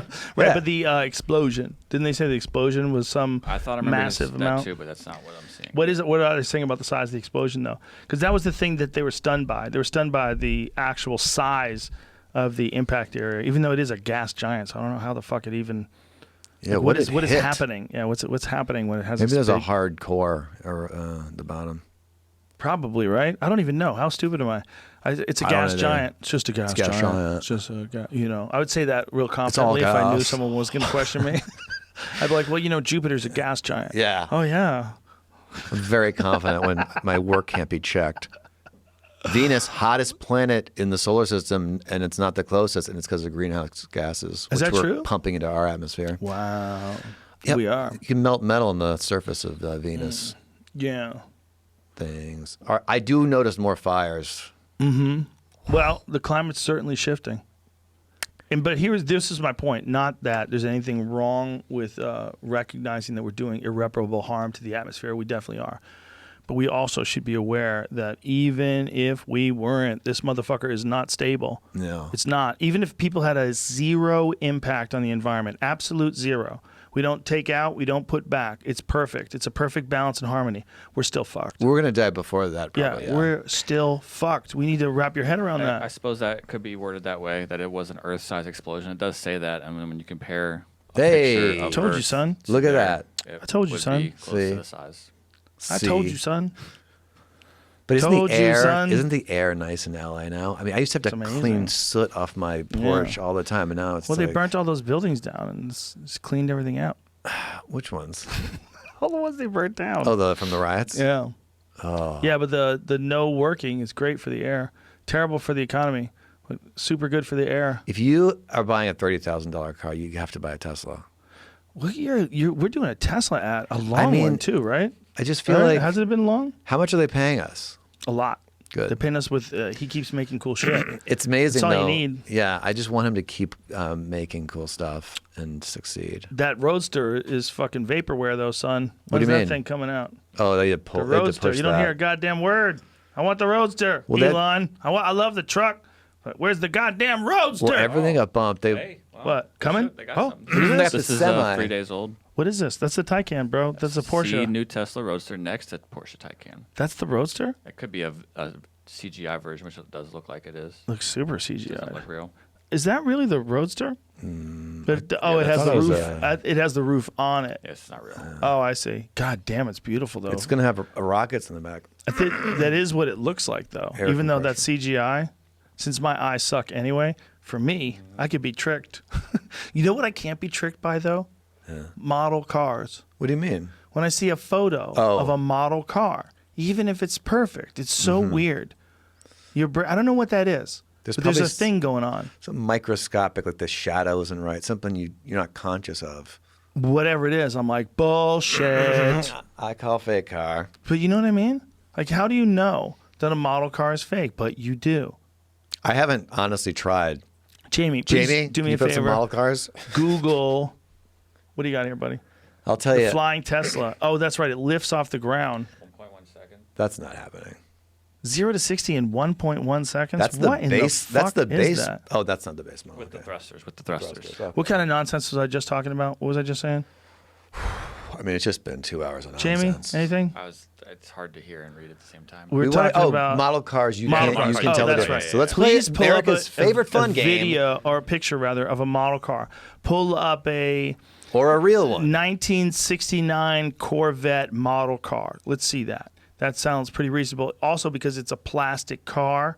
Like the Corvette is actually a plastic vehicle. Like maybe that would be better to But look Jamie, at. also, or pull up a real one. Let's see if you can tell. I'm going to see if I can find a photographer that does magic and see if there's a good photo. I don't want to look too hard. But just give me a regular one first. Just give me a regular one first to base it off of. Because there's something, like instantly you'll know. And I don't know how you would ever describe this to other people. Let me see if I know. Now I'm. I think That's a real car, bro. I know that car. Okay. That's actually a real car. Okay. You son of a bitch. I'm just That's making a sure. what that is a Small. first of all, make that bigger again because my dick is hard as a rock. That is a goddamn beautiful. That is Generation 3. That's a Generation 3 Corvette. Maybe like I think between 67 and like in the early 70s. That one's got the side pipes and they got an extra wide body kit on it. And I got a boner. That's America. Fuck yeah. Don't go away from that car. America. Go back to that car, son. Go back to that car. Almost the same. No. Go back. Go back. Here's the thing. It's not. Because that one's got a bold white stripe right down the fucking nose. That's ebony and ivory. They live together in perfect harmony on this I love the 1969 message of Corvette. that.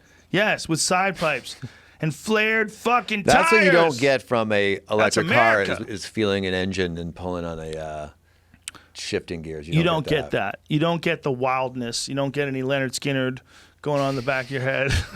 Yeah, you just get a. But it's better. It's like if I had to choose like one car to drive for the rest of my life, would it be a hot rod every day or a Tesla? I'd be like, I'm going to take the Tesla. Yeah. I remember the hot rod. It's going to be always awesome. You have the fastest Tesla. It's amazing. That's real. Also, That's just so never pretty, going to man. the gas station is such a pleasure. God, it's so pretty. Just pull up a model car. Okay, that's a model car. I don't. Is that a model car? It's hard to tell. It's a shitty the photo. steering wheels. It looks a little fake, but it's a shitty photo. It's hard to tell. It's not the resolution's not very good. Go to model car photos. That's what I have. That's literally what I typed in, and that's not what's coming up. So. Oh, these cunts! They're trying to trick you. There's one. It's not a good picture. All right, let's try model car 65 Mustang. Let's try one of those. Because the problem with these is like it's probably not as many model. Well, I don't know what the fuck I'm talking about. I mean, I'm sure there's a lot of. I'd assume there's got to be an Instagram account. Someone's got. Oh yeah, someone must. Like click on that. I know image. what I will have a. Click on that green car. one with the box.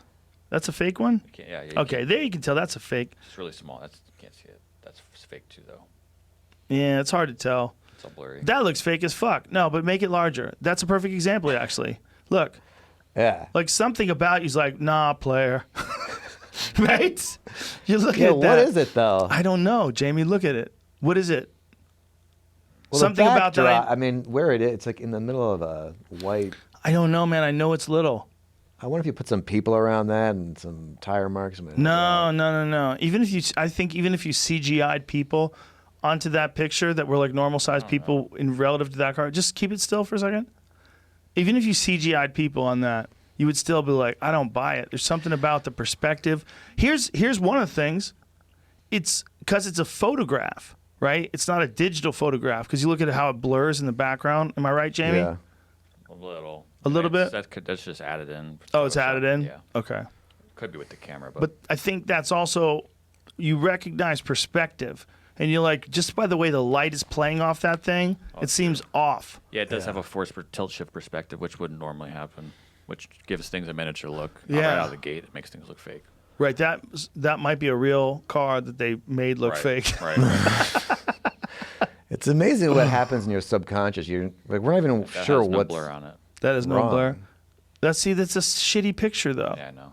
You really kinda wanna make look- an Instagram account. Yeah, I bet there's a lot of dudes who are like seriously into those fucking things. Miniature cars. They have like cool dudes. they have like little displays of them around their house. Would you like to see my?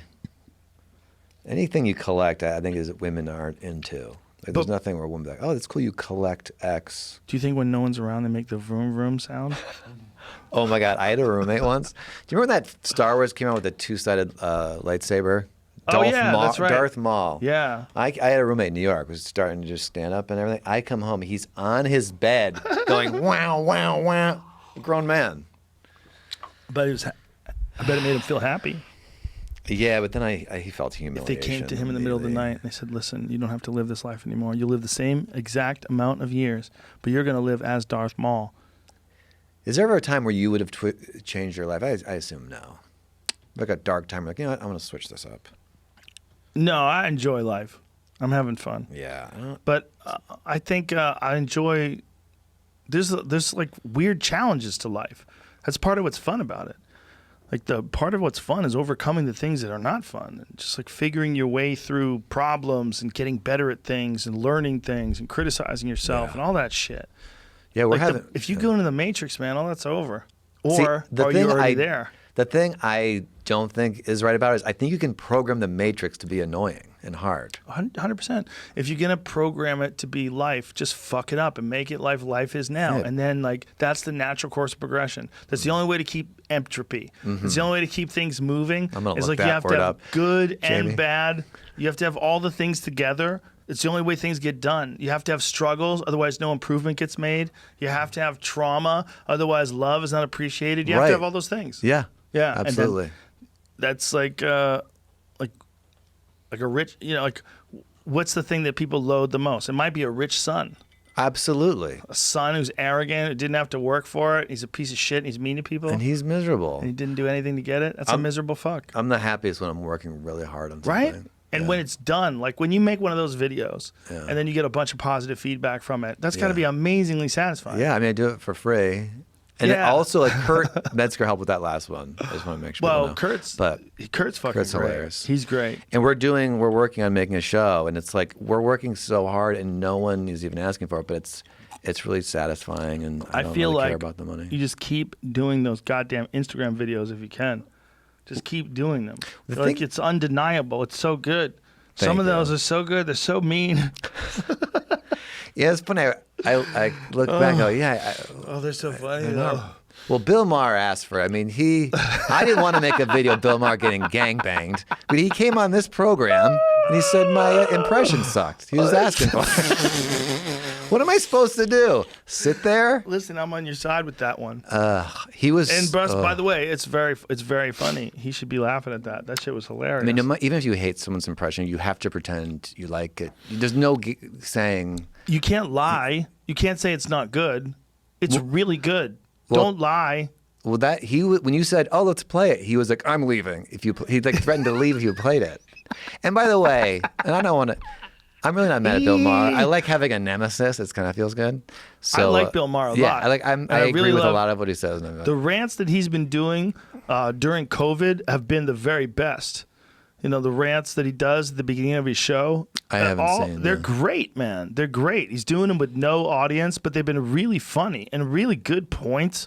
It's like he's actually ramped it up during this pandemic. Some of those beginning of the show rants are excellent. He's great writers too. I mean, they got really great writers, man. It's a treasure. That show's a national treasure. But he did get gangbanged in my video. In your video, he got gangbanged. Also, both those things can exist together. Exactly. But also, he acted like, all right, anyway. Yes, I went to Hawaii. He pretended he didn't exist. I went to Hawaii with him in his private plane. Yes. He's like, I don't know him. Now, in his defense, I'm sure I was invisible to him and he forgot me. But like, we went to the beach, went to dinners, and then he kind of got, because he did know about the videos, and he told you he didn't, and then he kind of, anyway, listen, he's fine. I get it, but I think with all due respect, I think he's just looking at it the wrong way. I think it's funny. And I think it doesn't make him any less brilliant. It doesn't make his show any less great. And the show is great. And I think we both admit it. And those rants are brilliant. They're brilliant. I love his rants. I've tweeted a few of them out and said, like, bravo. I tweeted him out. Yeah. It pained me to make a video where he was getting gangbanged. Did it really hurt? Hurt me. I didn't want to do it. It should. It's so funny, man. It's so funny. And this is coming from a guy who's a fan of Bill Maher. Yeah. I was laughing hard at that video. I love that you showed your wife, and she was like, "What's wrong with you?" There is comedy is it's different tastes, different strokes, but yeah, it is. But it's also like, come on, man. If you lighten up, it's almost all funny. I mean, there's some fart videos. I think fart videos there's a place for them. I don't think there's a place for them. But some people don't like them, and I hear about it. There's a place for them. Yeah. Yeah, a good fart. It's one of the funniest. That movie Norbit with Eddie Murphy. Never saw it. I saw it 2 nights ago. It was amazing. He plays 3 people in the movie. Like, I didn't see it. I think it came out in 2007. I didn't see it. Dude, Norbit? Norbit. Yeah. Okay. Eddie Murphy plays like a nerd character. He plays the nerd's wife, and then he plays this guy who owns this orphanage. He plays a Chinese guy. Dude, it is amazing. It's so funny. The funny parts, the moment where he hits the big laughs, you're like, holy shit, that's him and him. Yeah, I mean. So that's Eddie playing the wife, this enormous woman who rescues him from a sandbox, spoiler alert, when he's a little kid and like basically kidnaps him, makes him become her husband. And she has one of her brothers is Terry Crews, and the other brothers are 2 dudes who are built just like Terry Crews, just big fucking giant dudes, just super jacked, and they're all like trying to run some scam on this lady, and Norbit has to fucking step in and save the day. Dude, I'm telling you, can we get the? It's so silly, it's so fun. Like, I laughed so hard at this movie. Hard. These are kind of movies that I want to watch now that are just ridiculous. So silly. To take me away from. Can we get the Rotten Tomatoes on that? It's probably like 3%. Dude, they can suck my dick. That's a great movie. It's a funny movie. What does Rotten Tomatoes say? 9%. Wait a minute. They're wrong. Joe, I wrong. believed you You gotta I trust saw me. 9. They're wrong. They're wrong. Sacrifice the sacred plant to the fire gods. And watch Norbit. How does it get a 9 though? They're assholes. A bunch of assholes in the world. They hate life. It's All fucking right, great, I wanna man. see it. Listen, I know it's funny. I laughed hard at that movie. I laughed hard. They just were looking for it to be something else. I mean, the movie was basically like absurdist. Like, it was really funny, man. And Eddie Murphy played this racist Chinese guy who would say racist shit to him. Oh, that's him right there. But it's him saying it. It's not a so Chinese funny. guy and it's in 2007, so it flies. Because Eddie probably couldn't even get away with doing that today. Like, people would get so upset if they didn't realize it was Eddie saying that to Eddie. Do you think we'll ever get back to a point where I think we already brought this up, but like you can we can do some other culture. I know you can do Italians, and you can do this, but you can make fun of Italians, Irish people, English people. You just can't make fun of anybody that we decide is disenfranchised or recent immigrants. let's say it flips, okay? It flips, and then like Asians are like running America, right? Can there be comedy where a white guy does an Asian? There can be that right now. Nobody cares. I think they do. I think you can't do that. Listen, man. A black guy can do whiteface with zero problems. Yeah. And it's because there was never an Al Jolson for white people. Right? Isn't that what it is? Probably part. Yeah. Fucking dancing with the white gloves on. Like, what is that? It's bad. On top of everything else, I would pay $1,000 for an Oculus game that puts you and me in the front row. We both put the headphones on. Just to be We uncomfortable? sit down on Apple boxes. And we watch a minstrel show that's in a tent in the middle of Kansas in the early 1900s when you're like, oh my gosh, should I just kill myself? Like, if you know how this thing turns out. That's one of the last places. If I could go through time or put one of those Oculus things on, it seems like it would just be really uncomfortable. Dude, Dorothy was happy she got picked up by a goddamn tornado. She was happy. She got brought to the land of Oz. Oh, yeah. She got to see all kinds of, she got ruby slippers. You know? That her poor life. Hear about like the Munchkins were molesting her? She was getting like the real Munchkins? I don't know. Yeah, there she is. That's her, Judy Garland with blackface? Oh my God, that's a crazy. Normal thing. She went blackface with buckwheat hair. She doubled it up. God, it just... That's crazy. Wow. But that was a normal thing. Time. It's like they decided that, I guess they decided that they wanted to put black people in films without putting actual black people in films and making them famous. So they said, we got to work around here. We're just going to make white people black people, and everyone's going to know. Like, did they know what Al Jolson looked like in real life? I don't know. Or was it like Kiss in the 70s? I have a problem with Kiss because I had a roommate in college who loved Kiss. And he had a girlfriend in our little tiny dorm room. And so it's like a college where it's 0 degrees out. You have the windows open. I have to get up because I'd be breathing frost. And he would bang this girl, and he just loved Kiss. And he'd take triple disc acid, go out and stare at the sun, and come back. And then one day he rearranged our furniture. So I come home, and the door won't open. And he put the refrigerator in front of the door. And he's like, I rearranged the apartment. I'm like, you can't put we can't open the door. Like, he was just so high. Anyway, I associate Kiss with him, and so I'll never like Kiss. Boy, that guy can sell though. Gene? Oh, he sells. He sells. Paul Stanley can sing his ass off too. There's some great fucking songs. Kiss had some great songs. Come On and Love Me. You ever heard that song? How's that go? Wish I could play it for you. I get pulled off the YouTube. I know. Beth, what can I do? That's a great song. It's a good song.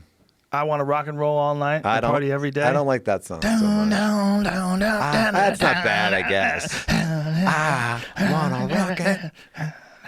I have too much Kiss trauma. Oh, you got to let it go, man. It's a great band.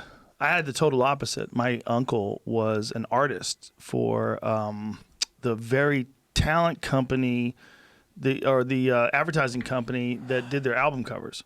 Oh, so those are great. Yeah, my uncle worked in the place. God, I'm trying to remember the name of the. This is Paul Stanley right here, Gene Simmons' son, old school. Branding was so good. This is like Kiss Alive 2 days. I know what the fuck this is, son. You know what the fuck's going on. Hey, this is the great fucking music, man. But for me, it just locks me into that time. So you can't show it because then they'll charge you a royalty? Yeah, oh, man, life. Dude, we had Gary Clark Jr. did a cover of Midnight Rider. Cover of it. And we played the cover through Instagram. What'd they charge you for and that? They took the fucking, they just take your money. Give me that fucking money. That's ours. I cannot make money. They own the song. Yeah. Even a cover, which, by the way, he needs to release that. He needs to release that. I need to, if I do anything before I die, I need to talk Honey Honey and Gary Clark Jr. into doing another version of Midnight Rider. That's got to be your before you die. Have you ever heard it? No. Can I play it for you? Yeah. Play it for him. How much does this let him cost? take the money. These fucks. These fucking thieves. You fucking The one that they thief. did on the Instagram. Yeah, it's just, it's so distinctive. So good. But they have like YouTube copyright claims on all kinds of stuff. Yeah. Like you can't show parts of films. If it was up to me, I would start off every podcast with Clint Eastwood talking to the Comanches. These are my words of life and also my words of death. These are my words of life. You ever see that in The Outlaw Josie Wales? No. So this is them. This is a small club in downtown. And there's probably like... Wait, sorry, who is this? That's my friend Suzanne Santo and Ben Jaffe. They're a band called Honey Honey. And that motherfucker behind the guitar is one of the baddest to ever do it. That's Gary Clark Jr. I just thought about how long it's been since I've been in a club of any kind. I know, right? I'm doing Houston next weekend. Oh, yeah? Yeah, I'm doing the Improv. Do they give you any, I don't know, restriction amount of people? Don't spit in people's mouths. That was your big closer. That's how it's going to end. No, man, just go have some fun. They don't have like a restriction on number of people in the room or anything? It's 75% capacity. Oh, yeah. They trimmed it down only 25%. Just take care of yourself, folks. Get your vitamins in. Get That's in the sauna. the thing. Take your vitamin D. Wear a fucking mask. Do what you got to do. Is that true? The D is the important one? It's huge. It's huge. It's huge for a lot of things. It's huge for muscle development. It's huge for brain function. It's a hormone, apparently, as well. According to Dr. Rhonda Patrick, she's a lady who's been on my podcast before. Yeah. She was explaining that all these people that were in the intensive care unit with COVID, a giant percentage of them, like more than 80% of them in one study, had insufficient levels of vitamin D. Yeah. And only 4% had sufficient levels. And so then she told me that 70% of the United States is deficient in vitamin D. 70%. Because we're not in the sun as much? Exactly. And only 29% have sufficient vitamin D, which is just like bonkers. Only 29%. Oh, no, excuse me. 29%. What was it? I want to say had insufficient. No, like 20. I'm fucking the numbers up. But there was a very small number of people. Like if it was 70% or deficient, there was a certain number of people that had insufficient levels to the point where they were vulnerable. Their immune system was vulnerable and they could get more diseases. It was a large number. I'm fucking up the number, though. I'm always low on D every time I You don't go outside, man. If you don't go outside and you don't take it, you're not going to get it. Yeah, I do take it. But what they're discovering is there's like a whole there's a lot of things that have to interact together in your body to keep you healthy. You know, you have to have electrolytes, you have to have amino acids, you have to have vitamins, you have to have all these things. And when one of them is missing, and one of them is severely missing, and a really important one like vitamin D, the whole thing gets thrown into whack and you get vulnerable. Yeah. And that's part of what we're showing here. There's a metabolic vulnerability that a lot of people have. And it's not just that the virus is scary, but it's also that people have really fucked up immune systems because they're not healthy, because they're not getting enough vitamins, and they're not. When you find all these athletes that catch this disease and shake it off like it's nothing, you got to go, okay, we were talking yesterday about these NBA players that got it. No symptoms. They just got it. Yeah. And then they're fine. Right. I know a bunch of people that have got it like that. Like, man, I don't know. I think this is showing vulnerability and people's immune systems more than anything. We should be really concerned about that. On top of being concerned about spreading the disease, God damn, we got to spread information on how to strengthen your immune system. Well, yeah, I mean, that vitamin D is probably a good tip. It's a good tip, but it's only the tip of the iceberg. The water's important. Drink a lot of water. Stay hydrated. Have a lot of electrolytes. Have vitamins, all the vitamins. Whiskey, pot. Make sure you get high at least once a day so you can sleep good and be scared all the time. There's a lot of shit going on, man, but we're only hearing one side. Yeah, I haven't been to the doctor in a while. Knock on wood. I feel pretty healthy. I was diagnosed with celiac disease. You're going to be in the doctor after Bill Maher finds you. Should I be scared of him? I should be. He might get shivering. aggressive with you. What would Bill Maher do? Swing it's right so for funny. your dick. Like, why would... Don't shoot my dick with cocaine, Bill Maher. Okay, people. Here comes cocaine into your cock. Okay. You fuck. That's so good. That's such a good impression. Anyone who says it's not a good impression, come on, man. I mean, I do a lot of impressions. They're not all good. Some are like pretty. I think my Elon's pretty weak, but my Bill's pretty good. Your Bill's pretty good. It's very good. He didn't have to shit on me. Your Caitlyn Jenner is her voice now. Yeah, baby. That's her voice now. Yeah. I don't see her speaking any other way. She always. Why do you have those noises? She does that because I think she's alone a lot. She answers herself. You know, she'll be like, no. "Hey, I went to get some shoes, yeah," and she's going, "Yeah," and then I bought some Jimmy shoes, yeah, and yeah.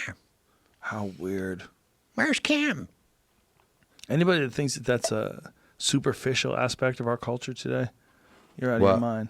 That Bruce Jenner's now Caitlyn Jenner, it's no big deal. Like the weirdness of it. Not saying that she shouldn't be able to do that. She absolutely should.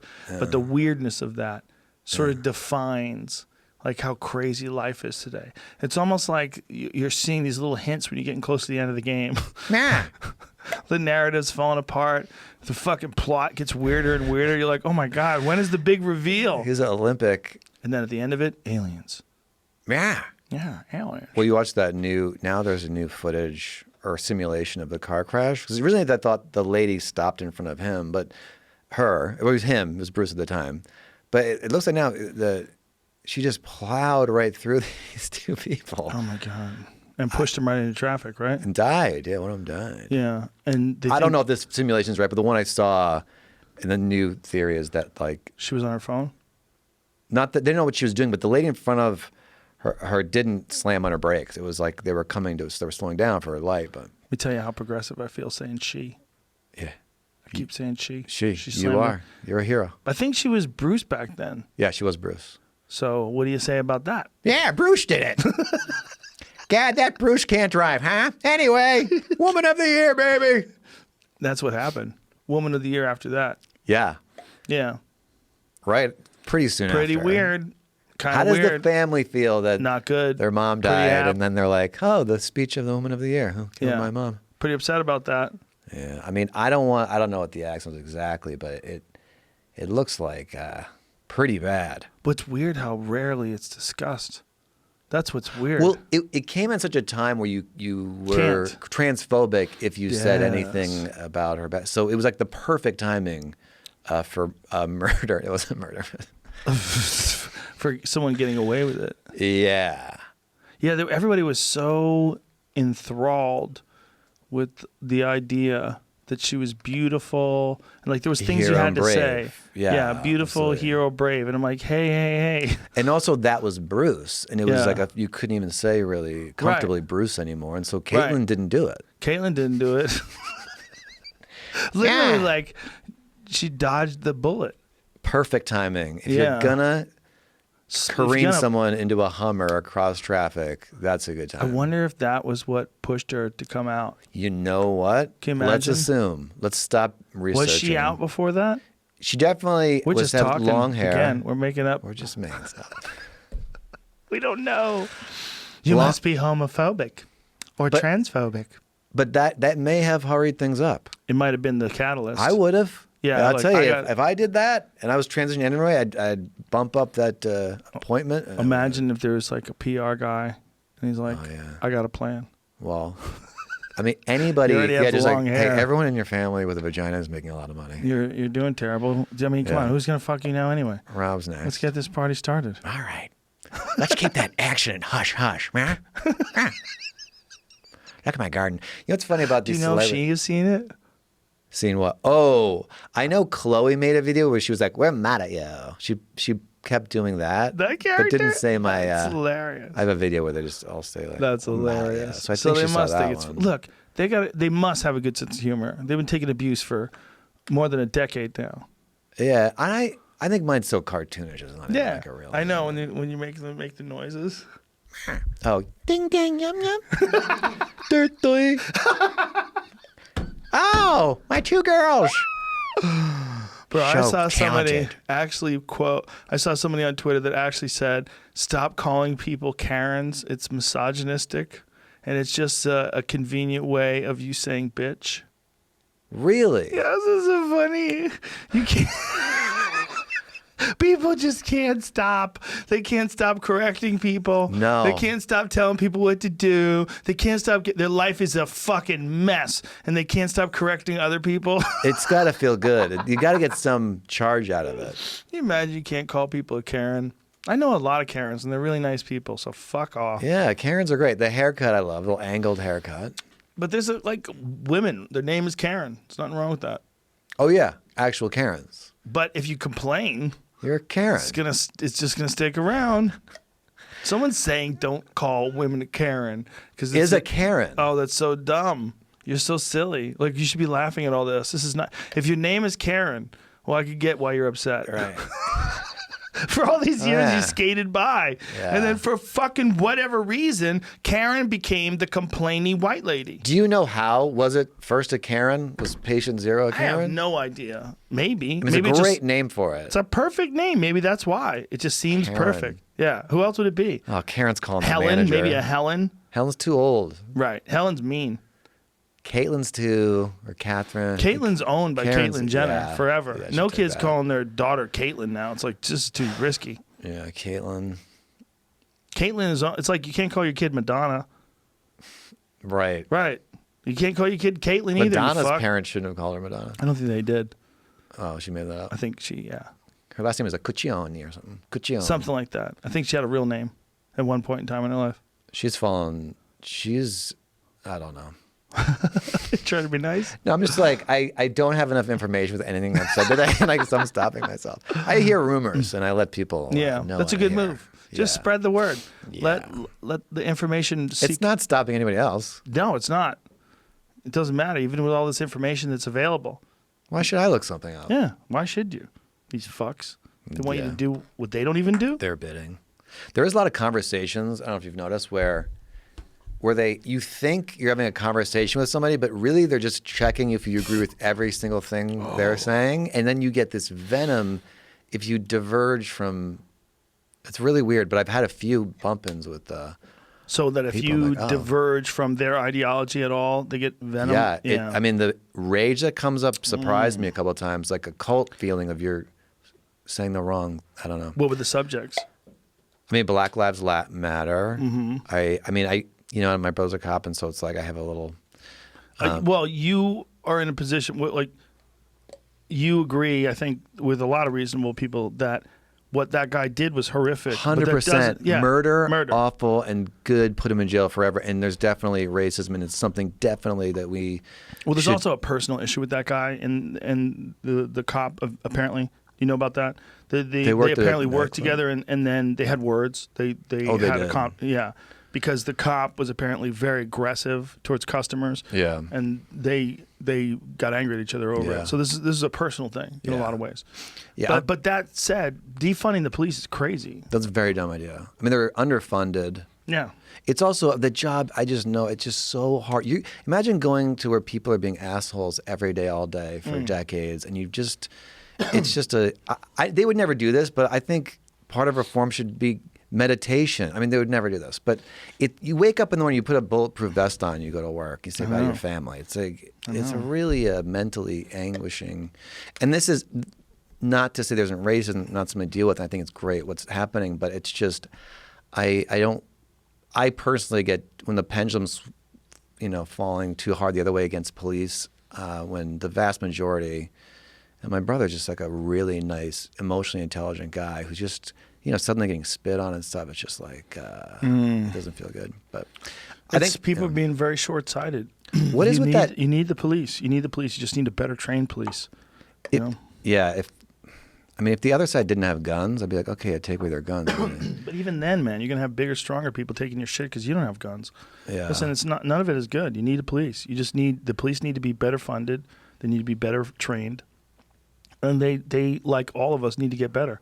I think the police of today are probably way better than the police of 50 years ago.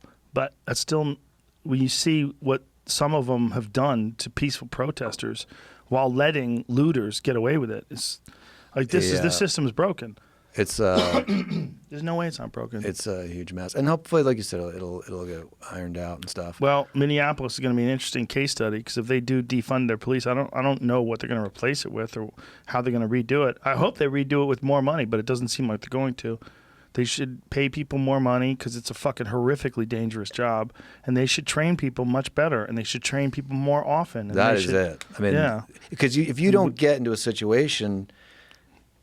And often, from jiu-jitsu probably, you need to keep training to be calm. And a lot of these cops and all that mistakes happen because they're freaked out and their adrenaline's running and it's bad decisions. And they don't have any confidence in handling themselves. And all of a sudden they're in a physical confrontation with some guy who's been thinking about punching them for the last 3 minutes. Yeah. The guy's thinking, when should I punch this cop? When should I punch this cop? No, sir. Yeah.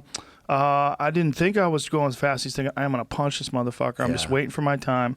And then boom, all of a sudden you're in a physical confrontation. You don't know what to do. If you get hit first, you're in trouble. And also there's a gun in it's play. Not like the cop has a gun. Yeah. Once you're wrestling, so cops never know when to pull their gun. And then there's also sociopaths. Right? You got guys who are cops that are sociopaths. They can't wait to kill people. They can't wait to shoot people. Yeah. They want a thrill. They don't feel anything in regular life. They want to be able to kill somebody and blame it on, this person's a criminal or whatever. There are real people that want to shoot people. I mean, that's a part of life too. And we've seen videos, man. We've seen videos of people shooting people and cops shooting people for no fucking reason. It's horrific. And I think it's just a symptom of the job, man, because it's happening all over the place. It's happening whenever cops get ramped up and they have, a lot of power and they're holding a gun, there's a person in front of them and there's some sort of a dispute and they're yelling, get on the fucking ground. Like that guy might get shot. Yeah. That guy might get shot, whether that guy's Asian or European or black, he's going to get shot by the right guy in the right situation. And that's what the statistics show. Statistics show that although there are these horrific cases like that George Floyd case where you get to watch it, there's less of those than there were in like 2015. There's less. Doesn't mean it's good, but there's less black men are killed by cops now than there was before. But one is too many, And when you see that, part of what you're seeing is not just racism. You're also seeing just the abuse that comes when someone has that kind of power over people, and they're a simple-minded fuckhead, and you've given them the kind of power that a cop has. Yeah, there's some bad fucking people, cops. Man. There's bad people that do every job, man. There's bad people that are construction workers. There's bad people that are cops. Then the problem is when they fuck up, it's so public and it's such a big deal because they have so much more power, right? Their position is so crazy. The guy who has a gun, who's literally telling you get on the fucking ground, you have to listen to him. Yeah. Like no other time in life do you have to listen to a man tell you to get on the ground. Like this guy is actually working for you. He's working with your tax dollars. You pay for the police. Yeah. Like this is crazy. This guy's about to shoot me, and I pay him. Yeah. And it's weird. Because if it was a regular guy telling you to get on the ground, you'd be like, why? Because I smell weed. Like fuck you. Like you're just a regular guy. But because he's a cop, even though he's still a regular guy, he has all this power to tell you what to do. It's fucking very strange. Mm-hmm. Like just being a cop psychologically is very strange. In a lot of ways. And you need strong people to do that job. That's what you need. You need to pay them well. It's just like who now is going to be like, I want to be a cop when I grow up. Somebody needs to come forth and say that. Some governor needs to say that in an eloquent way. Like you guys are looking at this wrong. We need better people. We need to put more money into the community. More money into the police force, more money into training these fucking people. We need to make everybody safer. The way to make people safer is not have less cops and less funding. It's to have better cops, better paid cops, maybe even more cops and more funding, and make sure that they never fucking do that, ever. and any abuse at all, you instantly get rid of them. Any abuse at all. Everyone's wearing a body camera, no exceptions. Every altercation gets reviewed. Any abuse gets reported, and you can't do that, man. And if you don't know how to handle someone without getting abusive, then you're doing an ineffective version of that job, and you're probably dangerous to other cops because you're going to leave it in that person's head that cops are assholes. Cops treat you like shit. Cops hit you. Whenever a cop does that for no reason, he doesn't just fuck over that person. He fucks over all the people who watch that video, all the people that get mad at cops. And that's what you're seeing today. You're seeing this probably, even though it's less, things are happening to folks because of bad cops. More people are seeing it than ever before. Yeah. So our idea of what a cop is just way out of whack right now. Yeah. And that town in Seattle with... What happened there? There was no police and they just took over? It's a festival. I don't understand. They're having fun. I don't understand how they were like, hey, scram. And the cops were like, I can't go in there. They don't want me in there. Yeah, man. I don't know how that's going to play out. I'm sure good. I'm sure that will end well. It's called the Chaz. Is that right? Yeah. Yeah. Autonomous Zone. Capitol Hill Autonomous Zone. They call it Chaz. Well, how did they leave cops and the cops left? Like, what was that moment? Well, if I had to guess, it's because there's not enough cops. They're not well funded, weren't prepared for this. Bad government.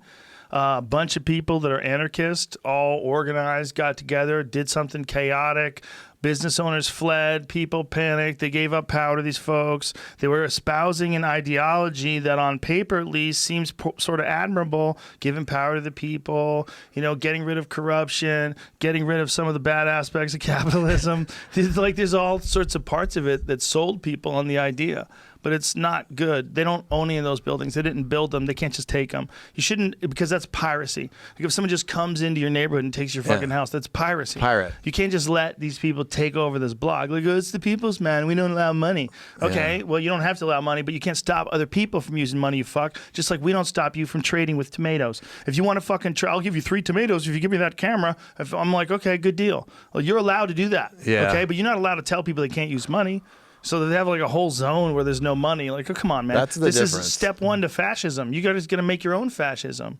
And then there was a video I saw of this one guy was filming something. So these other guys came over and beat the shit out of him. I'm like, oh, great. So then you treat one of your own the same way cops treat you. Oh, yeah, congratulations. that's what will happen. I mean, congratulations. They're eventually going to make up police. They won't call it that, but... Of course. There's going to be people that patrol, just like do you remember the Guardian Angels? Yeah, New York City. I was in traffic once, and there was this guardian angel, and this dude was like doughy, like little baby arms and a little gut. I'm like, this is crazy that this guy's protecting anybody from anything. Oh. And I'm looking at him with my friend. I'm like, you look at this motherfucker. And he looks at me and goes, double fingers, just stared in the windshield. We didn't even say anything. We didn't say like, hey man, what the fuck are you guarding, bro? We didn't say anything like that. We just looked at him. I was like, look at this motherfucker. Look at this guy right here. That's the guardian angel. He's out there protecting people. And he gave you the double bird. He gave me the double bird with an angry face. And I was like, oh, you shouldn't have that job. No. You shouldn't be standing in the middle of cars patrolling. Like, what are you patrolling? Is this in New York? New York City, yeah. And then the main guy was on a radio show, and there was some sort of a scandal where, like, he said he stopped some sort of a crime that didn't really exist. Oh, I think I remember that. Yeah. When we were there, I saw him on TV. He's like still on the local news there. He still is. Mm-hmm. But wasn't there some? That's him. I think so, right? Yeah. I think so. Back in the day. Yeah, that's him. Yeah. So it was real weird. They had the T-shirt on and the berets. They'd walk down the street, and dudes had like, look at that one dude has like, look at the chainmail. He's got Kiss. It brings you right back to Kiss. Ah, damn He's got Gene Simmons wrist straps. Oh. That's a cool idea. It's preposterous, son. No? What about like just their presence making people think twice about crime if you see a guardian angel? Oh, yeah, bro. I hear you. You know what I'm saying? They had all the superheroes in Seattle walking around a couple years ago. Right, but that's different. Those guys actually knew how to fight. That was we talked about that. That was well, not all of them, I would say. I don't know how many of them were actually trying to stop crime. These guys were actually trying to stop crime. It was very strange. It was like organized vigilantes, unarmed, organized vigilantes. They had no power to do anything, though, right? They could beat your ass. I guess that sucks. When that guy gave me the double fingers, I was like, I just think you might be a little bit jumping the gun here. Imagine if a cop did that. If you saw a cop in traffic and you're like, look at this fucking guy with a stupid blue outfit. He's like, fuck you. You'd be like, oh my God, that guy shouldn't be a cop. Right. So why should this guy be a guardian angel? I think we should vet. If that existed, we should vet them. But they disbanded. Yes. Luckily. Yeah, they fell apart. But that's probably what's going to happen in a lot of these police-free zones. You're going to have weirdos who want to be fake cops wearing berets, wandering around giving people the finger. That's like in their code of what to do. There's a lot of people out there that don't understand the importance of the police. You're fucking up, man. You're fucking it up for everybody else, too. Who are you going to call when someone breaks into your house? If there's no one to call, there's going to be more people breaking into your house. Oh, yeah. If they take away the guns from cops, I mean... Oh, my God. Bank robberies will be successful 100% of the time. 100% if there's will no get cops away. to call, what's going to stop you from robbing jewelry stores every day? They've got Nothing. AK-47s. Bro, it's so dumb. It's so dumb. Like this should be something where it gets argued, where there's a meeting where you show all the interactions that the police have had with the community. All the interactions, every single one of them, it gets detailed and documented, and then you say, well, how many of these were negative? And you look at it. If there was like 3 or 4 like really strongly negative ones, what about all the positive ones? What about all the people that were protected? What about all the robberies that were stopped? What about all the crimes that were prevented? What about all the people that were arrested that were murderers and rapists and all that? Are you going to do that now? Or are we just going to pretend that shit doesn't exist? Because there's all these interactions that the cops have, and there's some of them that are negative. You're right. It's not. No one's saying that's not true. Maybe there's. But to throw it all out, like if you were arguing that, like from a data perspective, if you were in a meeting and they're like, look, we have these are the bad interactions and all these papers are the good interactions. You'd be like, okay, well, rationally, we need to stop that from happening. How do we do that? How do we eliminate or at least radically reduce the number of bad interactions? You'd work on that. You wouldn't say defund the police. That's like a fucking virtue gesture. Like, look at me. We're going to defund. We're going to just plant flowers. Yay. I might be ignorant, but I feel like it's called that to cause controversy so it gets attention. I mean, they said reform the police. Maybe I'm ignorant and they really mean to defund it. It just seems like Minneapolis said defund specifically. Maybe they're gonna if they give cops, like you were saying before, other jobs, then they're gonna have dudes with clubs with nails hanging out of them. It's gonna be dudes with baseball bats wrapped in chainmail like that Deegan dude from Deegan. Yeah, from Walking Dead. What's his name? Oh yeah, Negan. That's his name, right? The mean guy kills people with a baseball bat. Yeah. Fuck that guy, right? That guy's going to be everywhere. Fuck that guy. He's going to be controlling Van Nuys. Yeah. There's got to be people like that everywhere you look, you know? I'd get a gun. That's another thing. If you take away guns from cops, then everyone has to buy a gun. Exactly. Dude, it's terrible. Anyway. You can't do this. This is such a dumb idea. And also, you can't do it in a city where that thing didn't happen either. It's not even the same people. One guy was a horrible person.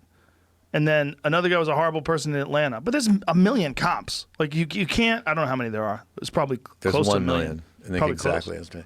Yeah, there are a lot of fucking cops, man. Yeah, there's hundreds of thousands of interactions that are not good that are happening all the time, especially with the protests and stuff. There's a lot of interaction. And look, I think everybody got the message.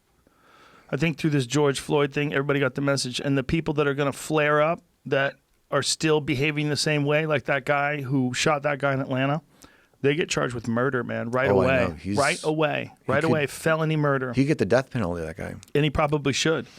He probably should, the way he shot that guy. If he really knew that guy had a taser that didn't even work. Yeah, it's murder.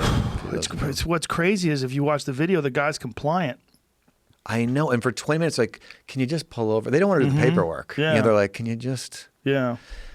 He's compliant, and he just wants them to get an Uber, right? Isn't that what he said? Didn't he say something along those lines? Well, they should have done that. There should be a way that you could ticket someone, maybe even take their license away, but like, get them home. Don't fucking put them in a cage. Like, they did something stupid, and they shouldn't be allowed to drive. They should definitely pay a fine. They should definitely get in trouble for driving intoxicated, for sure. But do you really need to be violent with them and lock them in a cage? I don't know if that's the case. And not in that guy's case. The way that guy was interacting with a cop, it seemed like he just was fucked up and just wanted to go home. Suddenly it just went. Yeah, because that's what we were talking about before. Like when a cop has to worry when he's talking to a guy, the guy could be like super kind and just thinking about punching him in the face. Like if I was in a situation like in a movie, like a Bourne Identity movie, and there was a cop that was interrogating me and he was saying something to me and he kept closing in on me, I was like, oh my God, I'm going to have to knock this cop out. Okay, I don't want him to know I'm going to hit him, so I'm just going to be really compliant. That's what I would do. Yeah. I would go, well, sir, I definitely didn't know that was happening. No, sir. Yeah. And then bang! I saw out of nowhere. video. You got to be able to do it where they don't know you're going to do it. I saw a video exactly like that last night. This guy was just being really cool, and the cop was like, "Can I just check you? Search you a little bit?" He's like, "Yeah, man." And he's dead. They don't show the actual last moments, but that's how it goes down, man. It can easily so go down like fast. that, where someone can pretend. They'll the pretend cops- they're being nice to you, and then they shoot you. And the cops watch these videos. They make them watch them, say like this could happen. But you know what's fucked up, dude? I was reading about the Comanches doing that, the settlers too. Yeah? People have always done that. Yeah, everything's fine, everything's fine. Then they fuck them up. That's like an old trick. Yeah. Like, I was reading this horrible story listening to this horrible story about these Comanches that came into these people's houses, and they came in, they just wanted their food. They said, "Let me have food," and then people fed them, and then after they ate, they said, "Go now, no hurt. Go, vamos, no hurt." They forced the people out of their own house. Yeah. And the people just didn't know what to do. They just let's run. They just started running across the field. They got about a half a mile. The Comanches found them, and the one lady who was pregnant, they cut the top of her head off, and they scalped her from the ears up. So they literally cut while she was alive, cut all the skin from her ears all the way to, they removed the top skin of her skull. They cut it off and took it with them. And then they shot her full of arrows. And she survived for a couple of days and gave birth to a stillborn baby. No. Bro, this is what people were capable of in 1840, right? So we're the same thing as those people. We're the same thing. And when shit goes fucking completely sideways, I was watching this thing in New Mexico where this one kid hit this guy with a skateboard and then pulled a knife out on the guy, and the guy reaches out of his fucking pants and pulls a gun and shoots the dude down. And I'm like, oh my God. This was at one of those take down a statue rallies. Yeah. It's like, fuck, people are losing their mind. It's not that kind of horrific violence is not that far removed from that shit that was going on with the settlers and the Plains Indians. It's not that far removed, man. It's like you're only a couple incidents away. Nobody thought we'd be seeing that on a regular basis. People having gunfights on the street. A dude getting attacked by Antifa, and he fucking lights him up with a 9mm and drops him while everyone's screaming. Who the fuck? When did you ever see that? That's pretty rare. Now there's a new video every couple of days of something crazy happening. Well, now that we've cheered everyone up, I think I've been hilarious the past hour. You were feel like very that? good the entire 3 hours. kidding. We've did it for 3 hours. Have we been here 3 hours? It's 3:20. Oh my God. It's 3:20 right now. What? Yeah. Anyway, sorry, Jamie. Come on, bro. Let me go home. It's awesome. This was really fun. It's always awesome. Thank you. And I want to take this home. You take that home. You can have another one. You want another one? Yeah, I do. Give you a freshie. We actually have weed giveaway bags because here in California, this one good thing: marijuana is legal. It's one of the only good things. Yeah, it's worked out. Yes. Oh yeah. It's have they looked really at the good. crime rates? That shows you how fucked up our government is. They can't balance the economy even with all that weed money. Is it helping at all? Yeah, it's helping them get rich. Yeah. All that weed money. Think about how much more money is pumped into the economy, and these fucking twats can't manage it. Yeah. Let's go to that town. Which one? Seattle. Oh, Chaz? You know what I mean? Let's go to Chaz. Hang out. Yeah, sure. It's just like communists. Start our lives there. Well, I gotta go. I got so many important things to do. I'd love to chat with you guys. But... Kyle Dunnigan, ladies and gentlemen. Joe Rogan, everybody. Always fun. Thank you, brother. Always fun. Thank you, That was a lot of fun. Yes, Enjoyed it was. Bye, everybody. Bye-bye. That was fun. We got into some serious stuff, too. Super silly.